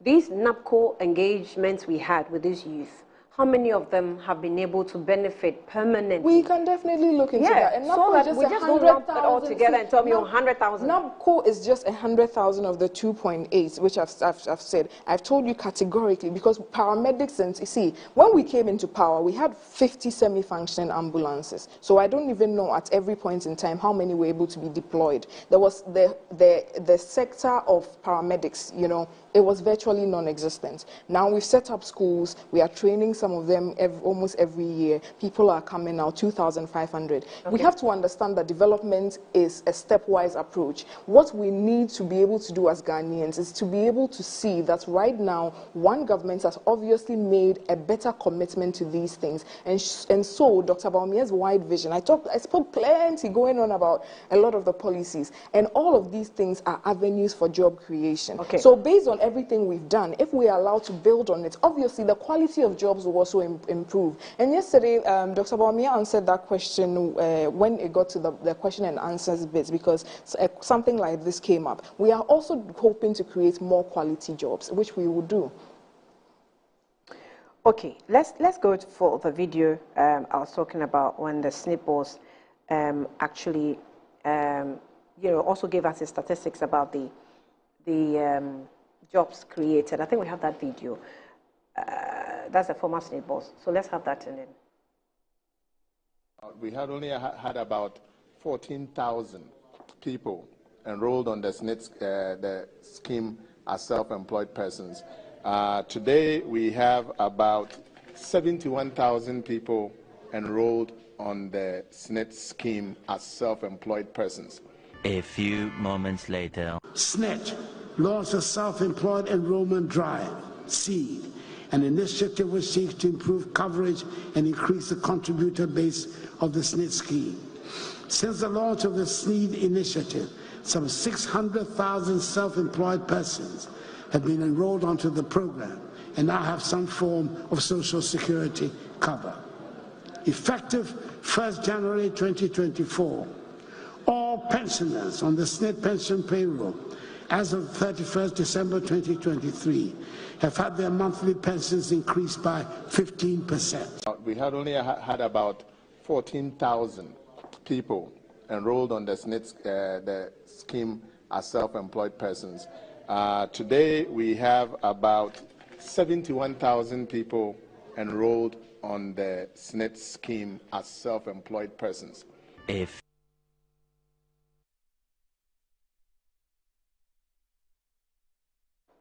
All right, so that is the data that was given to us by the SNP boss then at the time. Obviously contradicting with almost all the data that was given us by the sector ministers and the deputy ministers and the VIP and others. Was talking about privately employed people that's signed on to their informal worker system. So that would obviously be different from jobs created through the government sector and through other private entities, isn't it? Isn't it? Yeah. Are you asking me? No, I mean from what I watched. Okay. From what I watched, what he was talking about was the informal sector, those who sign up onto SNP as private people. So obviously that number will be smaller. You see, when this issue of figures and things, it doesn't, and it's not even the first time it has happened. In, was it 2015 or somewhere there, Honorable Okujeto came out and said they had created 1.6 million jobs. Minister of Employment said he didn't know where these jobs were. I'm not going to sit here and postulate that at that point any of them was lying. And we raised the contradictions at the time. Yeah. So it's probably different data that they are looking at. From just this video, what I got was that the SNP director? The SNP boss at the time. What he was talking about was the informal, those who are the informal sector that are signed up to SNP. So obviously that number will be smaller than how many, the formal sector. So if you add it together, then we can make that point. And I don't think at this point the whole conversation is solely focused on the jobs. On the jobs that have been created. It is about the plans. What the people of Ghana want to hear are the plans we have to create more jobs, and about how these plans are sound and are doable. Yeah, not just that. We also want to know how honest you're being Oh, with the yeah, people. and I've given just you a as you list. make reference to them in the past. Yes. I want to know So what they want to that's do why right in the now, future. what is beautiful it's the same is way we we need to also get want to the give you, breakdown. we want you to give us the account because you are in government now. So Yes, you have so to I'm account going to to us. send you this jobs data as of 2024 because this is a breakdown and you can definitely check from these agencies to see what is there. Right. If you do it that way, it's much simpler. All right. Gabby, let me engage you. I'm sorry, I had to engage it longer. No problem at all.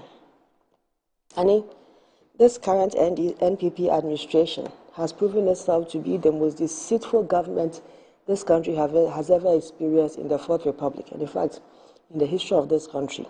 This is a government that has been very inconsistent. Even the data that she's presenting, she told you how many million jobs? 2 point what? 2.6. And they make reference to 100,000 being NAPCO. Yes. Okay, so if you were to go down into the details of NAPCO, you know that 33,000 people were employed. Is that not so? From the 100,000? Yes, 67,000 are still waiting to be paid. They are the ones who have formed the NAPCO association and are still waiting to be paid because the program was folded up. There was no exit strategy for them, no compensation to them, and they have been left hanging. It's been factored into their 2.6 million jobs. Annie, when you go to the YEA program... So just with NAPCO, that's the discrepancy. I'm giving you details. But we spoke about that. You mentioned 100,000. You didn't talk about the 67,000 that have been left unemployed. It's factored into your 2.6 million. They didn't get their money or they were left unemployed. But they are still unemployed. They are unemployed. Who's going to pay them for no work done? After how many years? After 3 years. Who's going to pay? You have 2 months out of office. You owe them almost 2 billion so far. In actual fact, you are paying them the equivalent of almost $1 billion a month. So do the calculations and see if you're not going to collapse the economy worse than you already have if you were to go on that tangent. But let's continue. You see, the deception with this NPP administration is that they tell you one thing, but in reality, that is not the case. This government has been able to cook a certain narrative to fang-fool all of us. These items she's listed here, all the things Baumia was ranting and waxing lyrical yesterday over. Over 6 of those initiatives are plagiarized John Mahama initiatives. And I can give you the briefings of when Mahama said those things he was going to do and when the NPP adopted those policies. And it is word for word. They didn't even edit. Here, I'll give you a copy of this, my document. Within the NDC job initiative programs, this is Central Region's manifesto. This is made, that's your copy. You can keep it and follow the promises that the NDC has made to the good people of the Central Region. This is the original manifesto. Okay. This one's baby is this, because this one is tailored specifically to Central Region. And we have 215 policies in there for us. In the area of job creation, the NDC is proposing the famous one being the 24-hour economy, which we've spoken extensively about. We have the Women's Development Bank, which is also going to provide a seed capital of $20 million to Ghanaian women, females, irrespective of age, to be able to access funding. If you've ever attempted taking a loan in Ghana as a business person, when you're a female, you were encumbered with a lot of questions and documentation. You need the approval of your spouse because most of the time, some of these assets, family assets, are in the names, joint names of a husband and a wife. And you need the approval of your spouse to be able to even access funding. This new initiative by the NDC takes all those encumbrances out of the way and makes it a personal relationship, a personal venture between the women of Ghana and the Women's Development Bank. We also have the $50 million FinTech Fund, which is one of the things they have stolen from our ideas. This fund is supposed to...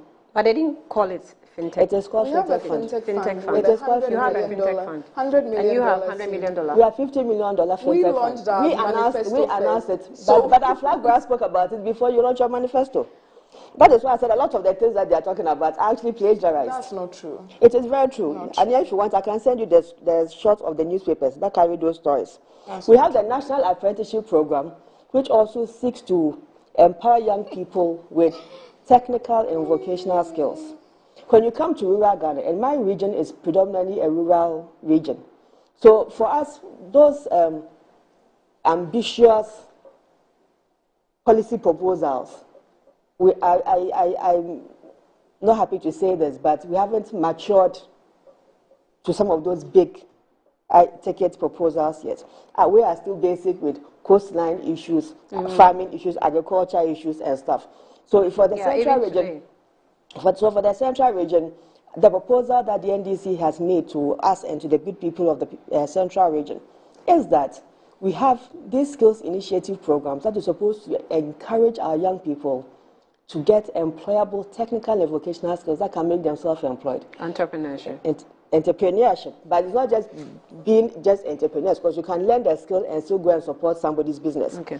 But for those who decide to go into the entrepreneurship, there's also a 10,000 Ejumariya program, which is supposed to help to facilitate 10,000 young people to be able to become self-employed and support their businesses.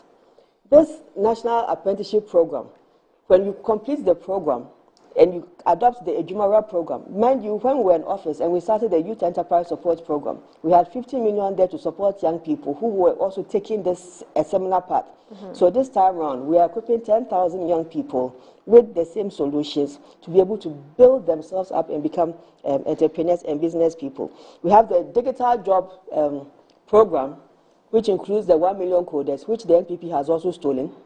And out of the 1 million coders program, it's an umbrella policy, but within that program, we have an actual coders program.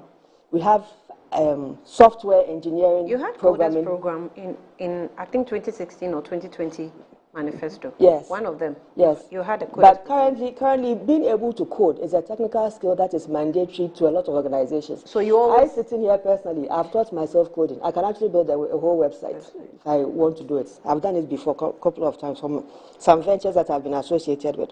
So I'm self-taught in coding. But there are other programs like Python that today, when you travel outside Ghana, it's mandatory that you must have these skill sets, especially in the area of digital technology. And there's so much going on online. These are basic skills that you need. So we want to equip young people with these skills. And this kind of, yesterday when I was listening to Baumia, and this is reference to digital, the digital jobs.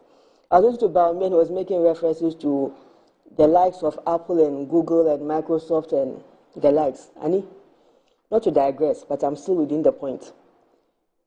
Over the weekend, we laid to rest one of the pioneers of the IT software enterprise in Ghana, Herman Chinerehese. Herman, first time I met Herman was when I was business development manager at STC, the city STC. And I was faced with a very big challenge, how to improve occupancy of vehicles. We had a terrible fleet number.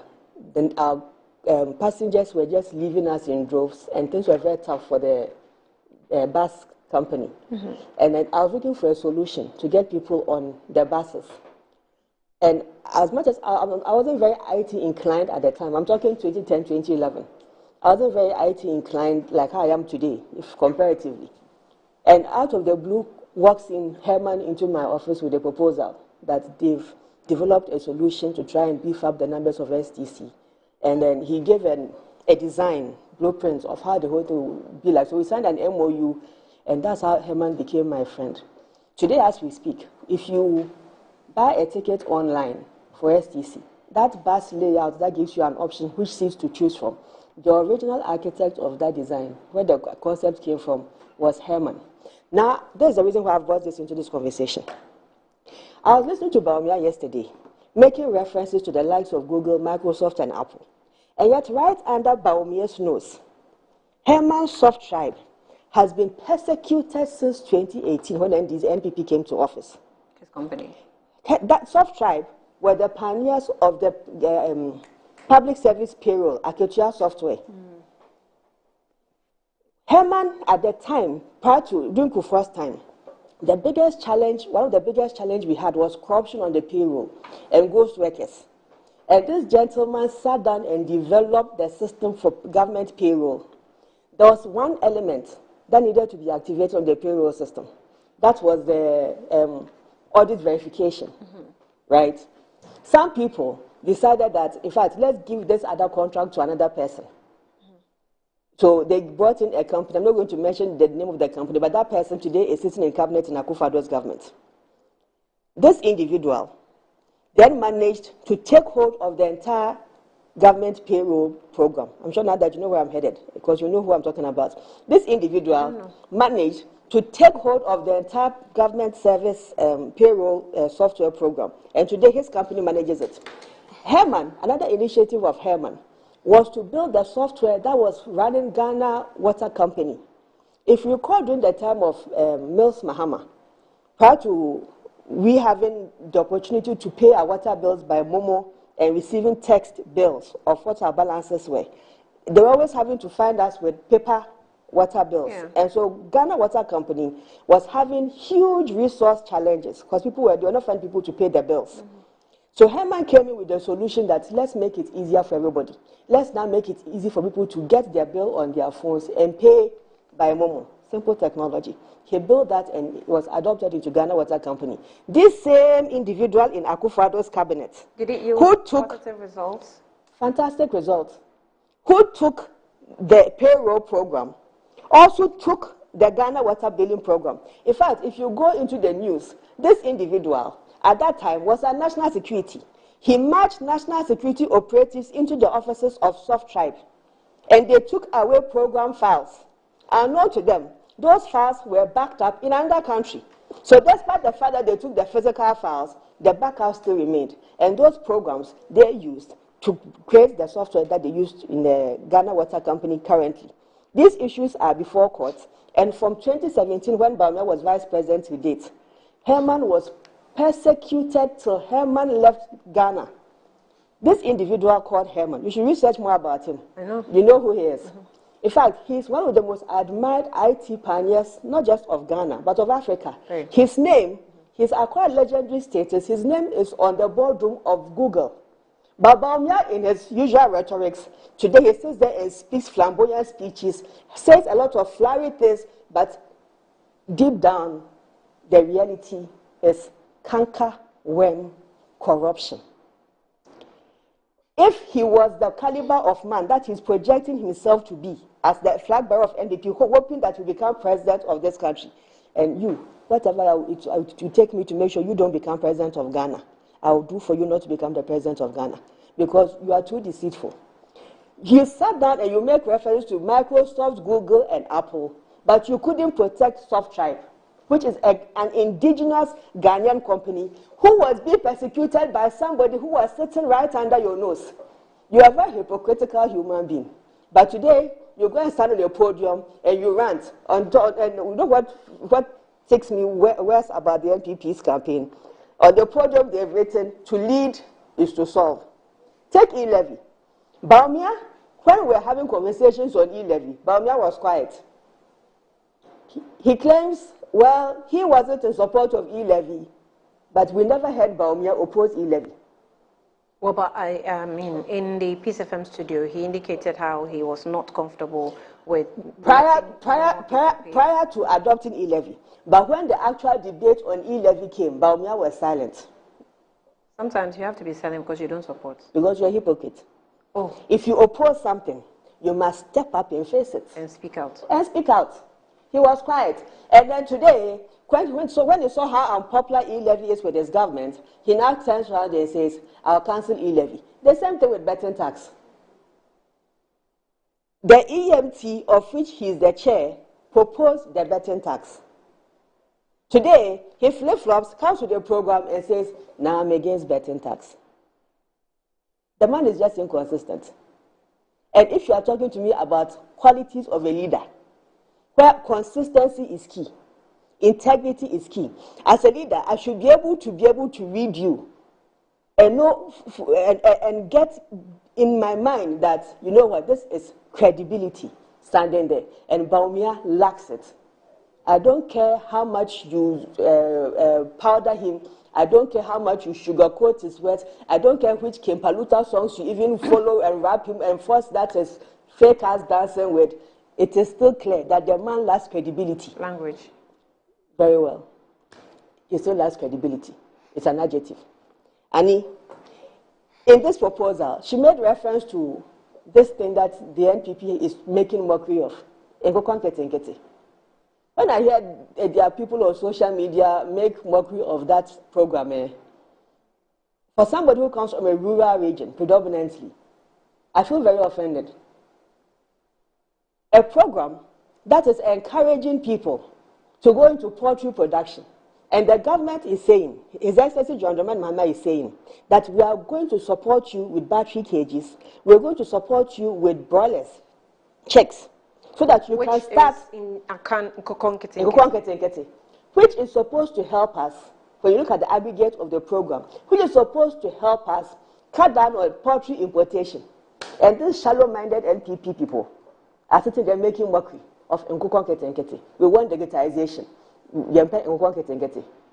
Digitization. You eat digitization. Maybe the people in your region. For the people in my region, they are looking forward to the Nkokonkete program because then they are going to become poultry farmers. They are looking forward to the Yerudia program because you see, when you go to Gomoa West, one thing that the NDC did for us in the central region, with the Ghana Irrigation Development Authority program, we have large tracts of land in Gomoa West that have been developed with irrigation systems already in place. And we are looking forward to the program so that we can grow vegetables and come and feed you people in Accra. Today, when you go to Gomoa East, which is a sister constituency to Gomoa West, the Nigerians have converted 40 acres of our land into break bulk for Niger onions. We in Central Region are looking forward for the program to start so that we can take over that market and produce the onions and get the Nigerians out of Gomoa East.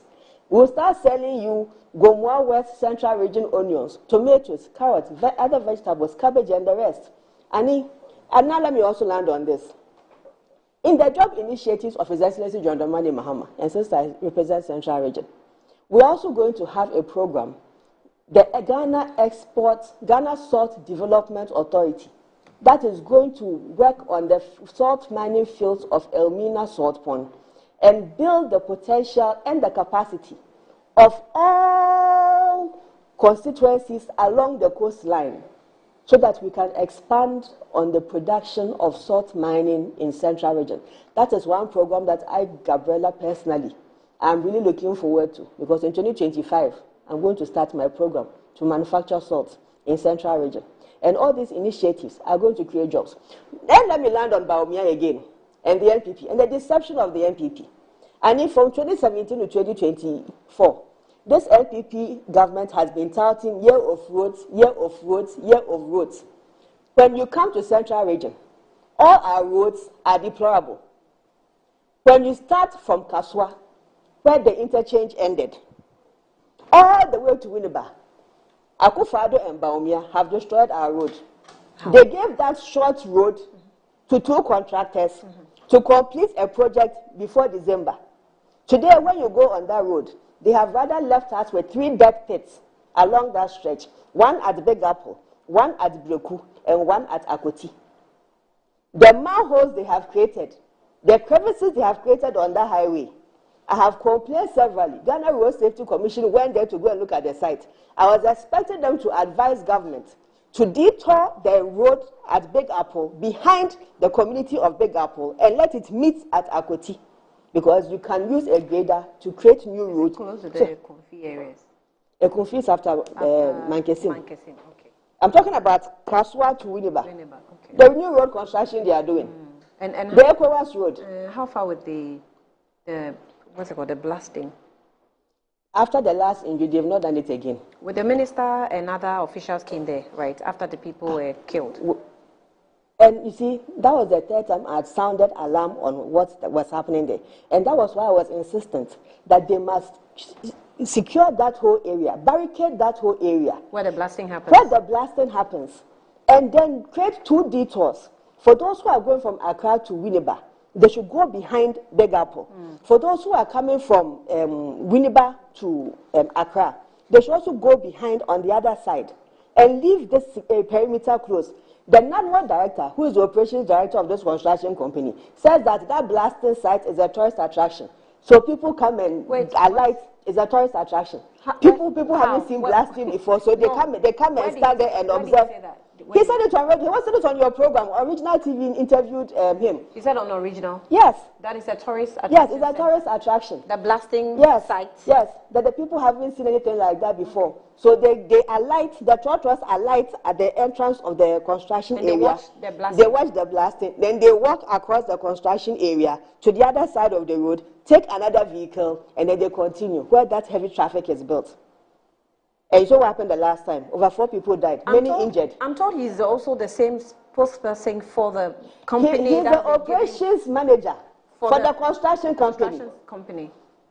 And so anytime there's an injury, he does nothing. The last time they went and caused flooding at Akoti in Gomwe East. They went and diverted the river. And the whole road got flooded. The whole highway got flooded for like 3 hours. And you see, shallow-minded Ghanaians, they think everybody is stupid. Then they come and give us some excuse that the river god is angry. We diverted the water, and then you come and tell us the river god is angry. So they went to portion up to appease the river god. And then he was all over the place now shouting, we need mattresses, we need buckets, we need this, we need this. I sat on TV, I watched him quietly, and I kept getting more and more infuriated with this NPP government. And I was like, what crime have we done? What sin crime did we commit to get here? And we are not even done with our roads. From Winneba to Abuna Shredro, you have Afenyo Markin as majority leader. You have Nane Eya as deputy minister for interior at Gomwa Central MP. You have Cynthia Morrison, who is the former minister for gender. All these 3 are back-to-back constituencies next to each other. All of them holding position. Go and see the state of the road. Prior to NPP, we had a few potholes, but you classify that road as maybe second class. Now, they use grader, and that's how they deceived Central Region. They go and use grader to grade the whole thing. Come and tell us they are coming to construct the road. And up to date, after 4 years, nothing. Oh, they've graded after 4, it's been 4 years now since grading. Okay. Go from Himanoa Denchira to Upper Denchira East. If you go to Etimakwa Praso, that straight road, you see the number of articulated tracks that have toppled over. The same death trap they have created on the Winneba Highway. I don't know what kind of road construction engineering you people do that you have to dig deep pits. I'm not talking like 5 feet pit. I'm talking like 10-meter pits next to the road. And if you don't know that road at night and you just go on it, Annie, if you are not careful, you go and land in the pit. And when it's only one vehicle that can ply that thing at a time. When it rains, these are not probably more trouble roads. These are clay roads. When it rains, the road becomes slippery and immotorable. And then people tell us, year of roads. Where are the roads? You are a very deceitful government. In fact, you are the most deceitful government, the most corrupt government this country has ever experienced. You can take the rest of the time. I am done. Okay, so I just did a little research on soft strike that you mentioned, since we're talking about. So this was 2019. This is what Ghana Web reported. It says that the Ghana Water Company Limited has said it is not this was when Ghana Water Company was fighting, I think, the rumor and the allegations. So it says it's not anti-Ghanaian business following a tussle with a local software developer, Softstripe. Now, the managing director of Ghana GWCL, Dr. Clifford Brymer, told journalists on Thursday, 28th of November 2019, at a press conference in Accra, that nobody can say Ghana Water Company is anti-Ghanaian business. According to him, after an admonishing by the president, this is a Ghanaian company that we can help work together, and whatever challenges there are, we should be able to resolve them. They have ensured a positive working relationship with software developer. Mr. Brymer further revealed that he and the new GWCL board took office. They decided to extend the termination period in the contract with Softstripe. It was 3 months, but for the love of developing Ghanaian companies, we brought it to 6 months.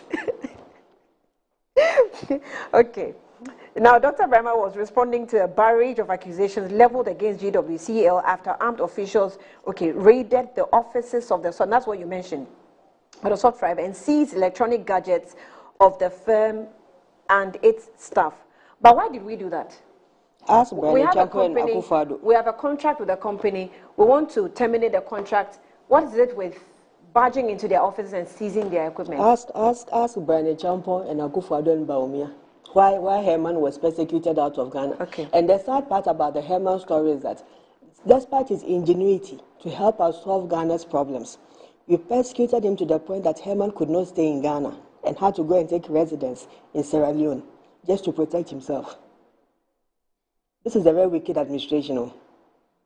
And Akufo-Addo, did you speak with him personally? Since you had a relationship with him, did you speak with him personally? Anytime he comes to Ghana, and I'm in Accra, he and I meet up. Sometimes he'll call me, are you in Accra? I just came. Let's go and eat Gai Kinki. So go to the mountains to go and eat Gai Kinki. Our last meeting, and I thank God for this meeting, because if I had known then that would be my last meeting with Herman, I probably would have opened up a lot and had much more deeper conversations with him. I think it was around August thereabouts when he came, and he was like, hey, are you in town? And I said, yes. He said, let's go and try, first time trying Sierra Leone fufu. It tastes like starch with chicken feet, apparently Sierra Leonean delicacy. Yeah, chicken feet. So we went to a Sierra Leonean restaurant at Labadi, and we're having a conversation. And he's one person that I'm able to have very deep conversations about Ghana. But I was asking him, do you think that there's a chance for us to redeem this country? And he just looked at me quietly and he said, Gabriela, my generation has failed. Your generation can't afford to give up. And when I was having that conversation with him, I was carrying a lot of emotional pain from certain events in my own life.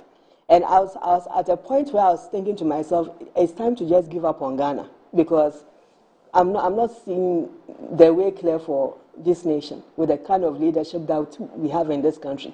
And why so many voices that should be able to speak up have all been cowed or afraid to speak up. So when I was having that conversation with him, and when we ended the day, we went to his house, and my last debate with him, he was having a debate with the daughter-in-law on Christianity and atheism. He was an atheist. Everybody around him knew that he doesn't believe in God. I didn't take any offense to it, because everybody is free to believe in what they want to believe. The daughter-in-law is a bishop. What's the name? The half-caste one. Daki Wadmilson's daughter. So it was a very interesting conversation between does God exist or does God not exist, watching the two of them. Okay. And I was just quietly observing. But he was a fantastic man. And anytime I remember the Herman story, I look at this country and I tell myself, if our generation doesn't step up and hold these leaders accountable and cause a change in this administration from what has been plagued us over the last 7-8 years, and we don't call for a reset, this thing cannot continue. Okay. It cannot be allowed to continue. Okay. Okay. Okay. So, let me just. Honey, so much of my time has been taken. So let me just. How? We have like 9 minutes to go, and I've not been able to respond to, because when you were about to engage me, a story about somebody being atheist came up. That is not your time. So do I get extra time? You will. Okay. Hold on. So Obama says that I can understand the frustration, uneasiness, and confusion Gabriela is exhibiting this morning. She's clearly dazed by the solid job creation by Dr. Bawumia, which the youth have bought into.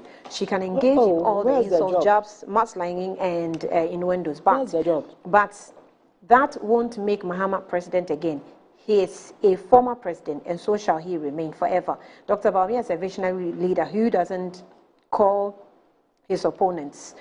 I can't repeat such words. He is destined to lead Ghana, and it shall come to pass on December 7th. The same president, Obama, the same presidential aspirant, vice president, presidential aspirant, who is busily titled calling for a debate. Okay. It's not even opposition leader calling for debate. Okay. So the NPP, a vice president / flag bearer is calling for debate. Allow me. Now don't take my viewers' time. The NPP communicator says that 12,000 kilometers of roads was constructed. Really, please tell her that the distance from Accra to China is 10,900 kilometers. UK and US are even less. Credibility in politics is very important. Annie, good morning. The creation of 2.6 million jobs is a charade. The statistics on jobs does not support it. Ghana is currently has an unemployment rate of 14% despite claims by the government that it has created those non-existent jobs. In any case, NAPCO was under the direct supervision of Office of the President, now flag bearer of the NPP. The most important question is we should ask is how did they end? David Edu sent that in. Good morning, Annie. Please tell Dr. Ikia Mwako. Please don't refer to them as a lady, and she's called Dr. Ikia Mwako, okay? Or to always fact check the inconsistency by the Finance Minister and Labour Minister on employment statistics. Please find attached the fact check script and make reference from SNIT. Okay, and you sent me the SNIT document. Let me just move on. Musa Batwa says that Afrobarometer says barometer survey has spoken truly reflections of Ghanaians, the feelings of Ghanaians, and I will vote Jomama. Okay, based on the prudent 24-hour economy policy, you say.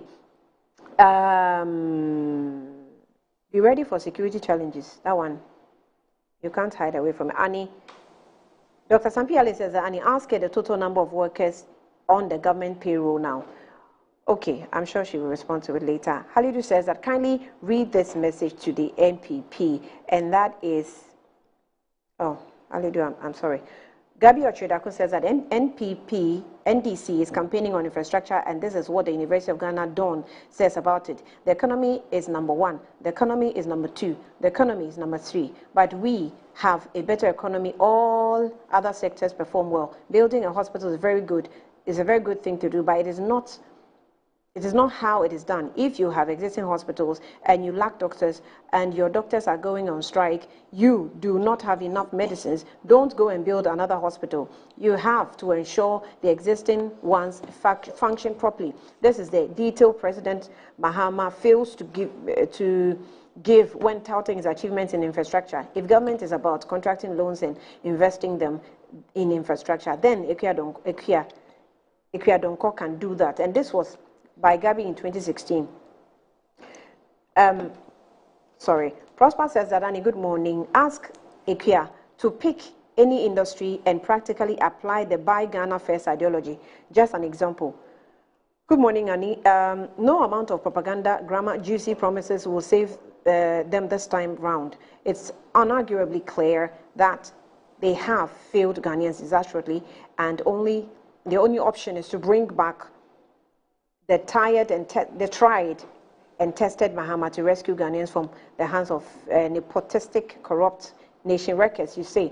Annie, good morning. The Electoral Commission should know that we are having one Ghana, and they should do anything, and should they do anything negative in the process leading to December election? Your message is incomplete. Al-Hajj Haruna, you sent that in. Gaji, good morning. He says the whole world is watching you. Please take it easy on Dr. Kiamwako. Gaji, good morning. I haven't done anything. I think I've taken it as easy as possible. Forget what I'm saying. Yes, the viewers also have some opportunity, don't they? Okay. Let me pick. Okay, I think I'll give you 1 minute each. I want us to touch on EC before we round up. 1 minute each again. 1 minute. There's so much that I want to say. Because there was so I'm not even going to give her a chance to rebut. So much was said that needs to be rebutted. But yes, let me just quickly go through everything. Youth Apprenticeship Program, which they are touting. I met a young lady, Sandra, recently. She was telling me she got a call from the NDC call center, and they were talking to her about this. Very good thing is she's already a beneficiary of YEA's program that does that, because we are already running that program currently. It is clear that the NDC is not ready for government. They just come and sit. She had over, I think, about 20 minutes. I was trying to check. She used all of it to make unfounded allegations and run commentary on things, because I took time to go and read the thing about Soft Tribe. If we get into it, we won't finish now. But obviously, that's an allegation. That doesn't bring jobs to the people of Ghana. It's Soft Tribe? Yes. What's the allegation about? She went on talking about for so long about Soft Tribe instead of telling the people of Ghana what they plan to come and do, and talked about no, okay, I won't let you go with what you're saying. What did she say about Soft Tribe? That Ghanaians, Dr. Baumia, and people in government try to bring down an indigenous company. How is that? It's an unfounded allegation. How is it unfounded? Because Ghana had a contract with Soft Tribe, didn't we? Yes. And then there were problems. Hold on. Did we terminate the contract? See, the thing you were... I can't answer that question directly. Did we terminate the contract? Allow me to respond to No, you cannot make such allegations and let it go. And I will let you go. No, she was making allegations. No, she didn't make allegations. She stated a fact that we terminated the contract with Soft Tribe. What is wrong with terminating the contract? Exactly. And how does Dr. Baumia come into that? Hold on. She was making reference to the fact that Dr. Baumia was making references to foreign IT companies and left out an IT company in Ghana that gave us a contract and a software that assisted Ghana to rake in more revenues and gave the contract to somebody like maybe associated with government. What was Soft Tribe's offense? Today the matter is in court, but what was his offense that made us terminate the contract? It was not. But we haven't gone into let's what not. Don't use words. Let's look about the termination. It was the persecution. Let's look at what. The key word there was persecution. She said persecution. You can't find. How do you justify the allegation of persecution? Contract was terminated. Eventually. The Ghana Water Company. You started reading it. You didn't read the whole thing. They have a solid reason for doing that. There's even a quote here where the boss of Ghana Water Company says, according to him, Ghanaians wouldn't take it lightly on him should this case die off, adding that it would effortlessly secure its clients' data and continue. Monies were paid. Work wasn't done, and it will take a lot of time. What money was paid and what work was done? You don't even understand how the system was done. You assume that the contract was paid for upwards like this. No, that wasn't that kind of project. Who took the case to court? 252 Herman took the case to court. So Herman took the case to court. So let's say not Herman, but Soft Tribe. Took the case to court. Okay. Yes, so I don't know how allegations are being made. That everybody has a counter. The government of Ghana Water has a response to it. You can't pick that's from your perspective. And so it is disinformation. Everybody in the business community knows how instead of you tell the people of Ghana what your government for them. That is clear. That is something that has become characteristic of the NDC, because what they want to hear is what you are going to do for them, not about something that is in dispute. Because you cannot sit here and be sure that Soft Tribe was on the right on that case. One thing is clear. It's not strange, because even their flag bearer was trying to blame rain on Dr. Baumia. We are asking what you want to do. Ladies and gentlemen, so it will be terrible about for us to reward the mediocrity of NDC and take for the attempts to take us for granted. You talked about, you were trying to justify Nkukobo Nkiti. We do a lot of things. The money, the support we've provided to poultry organizations like Darko Farms and Co.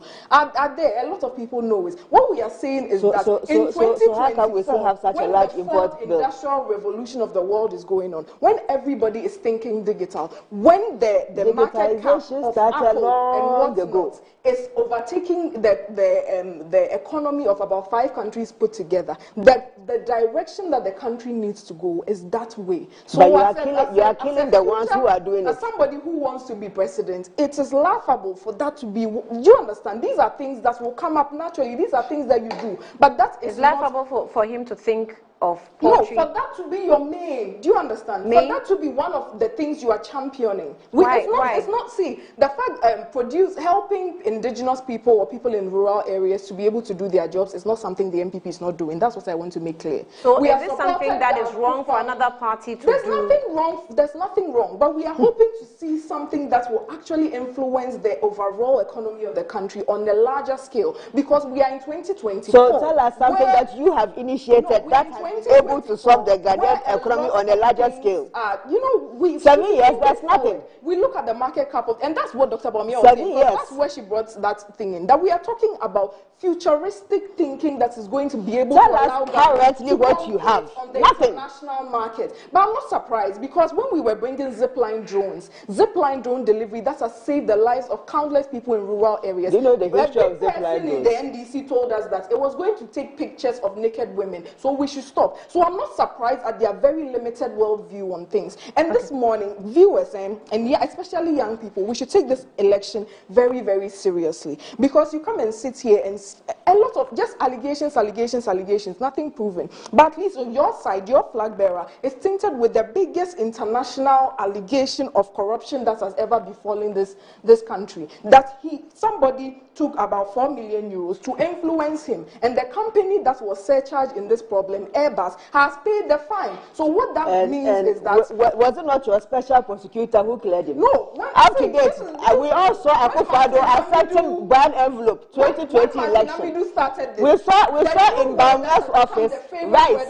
Somebody's rice disappeared in the vice president's office. Use that word. Rice disappeared. Somebody's rice disappeared in the vice president's office. He didn't call Martinami. What did he say? He didn't call He did not call Martinami. Okay, what did he say? That was the headline. In your government, people actually sell seats in the presidency for 20,000 seats. Basically, what he was trying to do was dispute your whole government is full of corruption. Government official number one. Now it comes out by another special prosecutor that you are government number one, government official number one. Truly, somebody received the bribe to influence you. Truly, special prosecutor cleared him. He is not government official number one.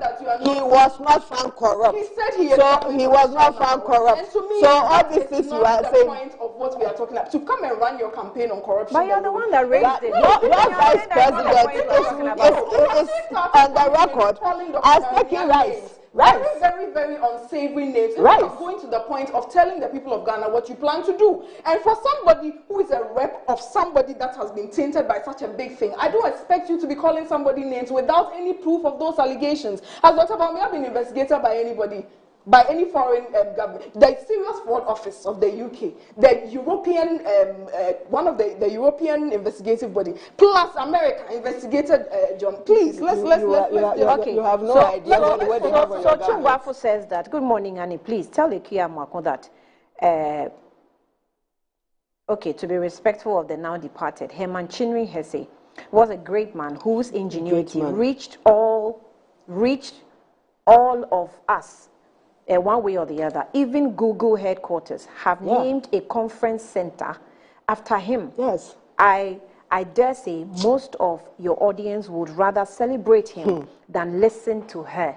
Well, I think they celebrate him. It was just a reference made to him.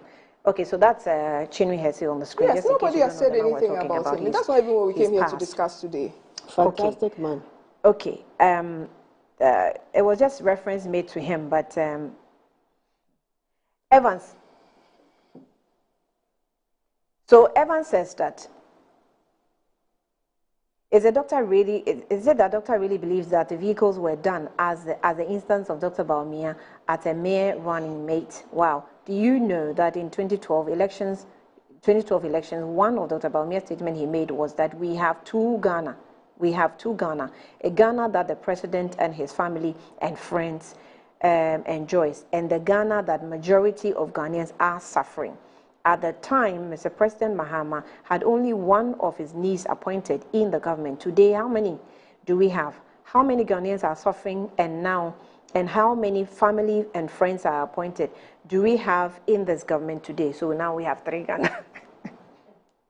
We have 3 Ghana, but my time is up, so I will not be able to touch on this. I want my 1 minute to do a correction. Gabi.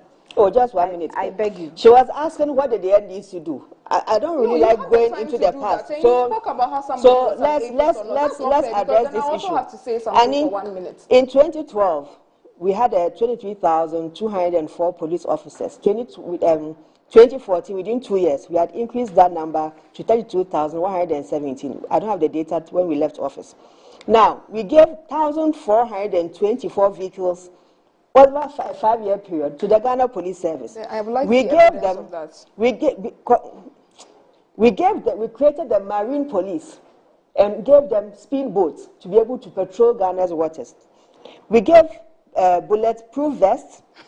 We gave riot control gear and modern mobile clinic vans to the Ghana Police Service. This is laughable. There's nothing laughable with 1,400 vehicles compared to your 3 helicopters who there was a raid and they could not move anywhere. So all you use them to do, all you use to do is to go and do it. And let me also say that the CCTV camera project is an initiative of the NDC administration under the time of Gabriel Latte and Baba Kamara. It was called the Alpha Project. That was when the project started. Madam, please, we didn't pay for anything. And at the time we were leaving, everybody knows these cameras were brought by us. Cameras installed. It is everybody. You know how to Google everything. Brought by this government. So the electoral commission. You don't even know the fact of the matter. Go and read on Google. You both go and read. Oh, okay. Now you are shouting. Okay. Now the Electoral Commission has announced that that it will review the decision to suspend the printing of ballot papers for the 2024 presidential election next week, which is this week. Now the suspension followed the death of Madam Eke Adonkor, the flag bearer of the Ghana Freedom Party, on October 28th. The Commission also granted the GFP 10 days to replace its flag bearer in accordance with Article 50. Clause 4 of the 1990 Constitution, a media briefing, Okay, so that's it. So this week we'll be expecting also more from the Electoral Commission. We also know that we've lost an MP in Parliament over the weekend. May so rest in peace. So we will be, talking more about some of the development that will come as the Speaker is also calling back Parliament this week. We'll see how the developments will go and continue to the discussion throughout the week when Dr. Randy Abbey also comes to take a seat. Ladies, thank you so much for making time with me, and viewers as well. Thank you for watching. We're back in the afternoon with the news. Thanks for watching. Good afternoon.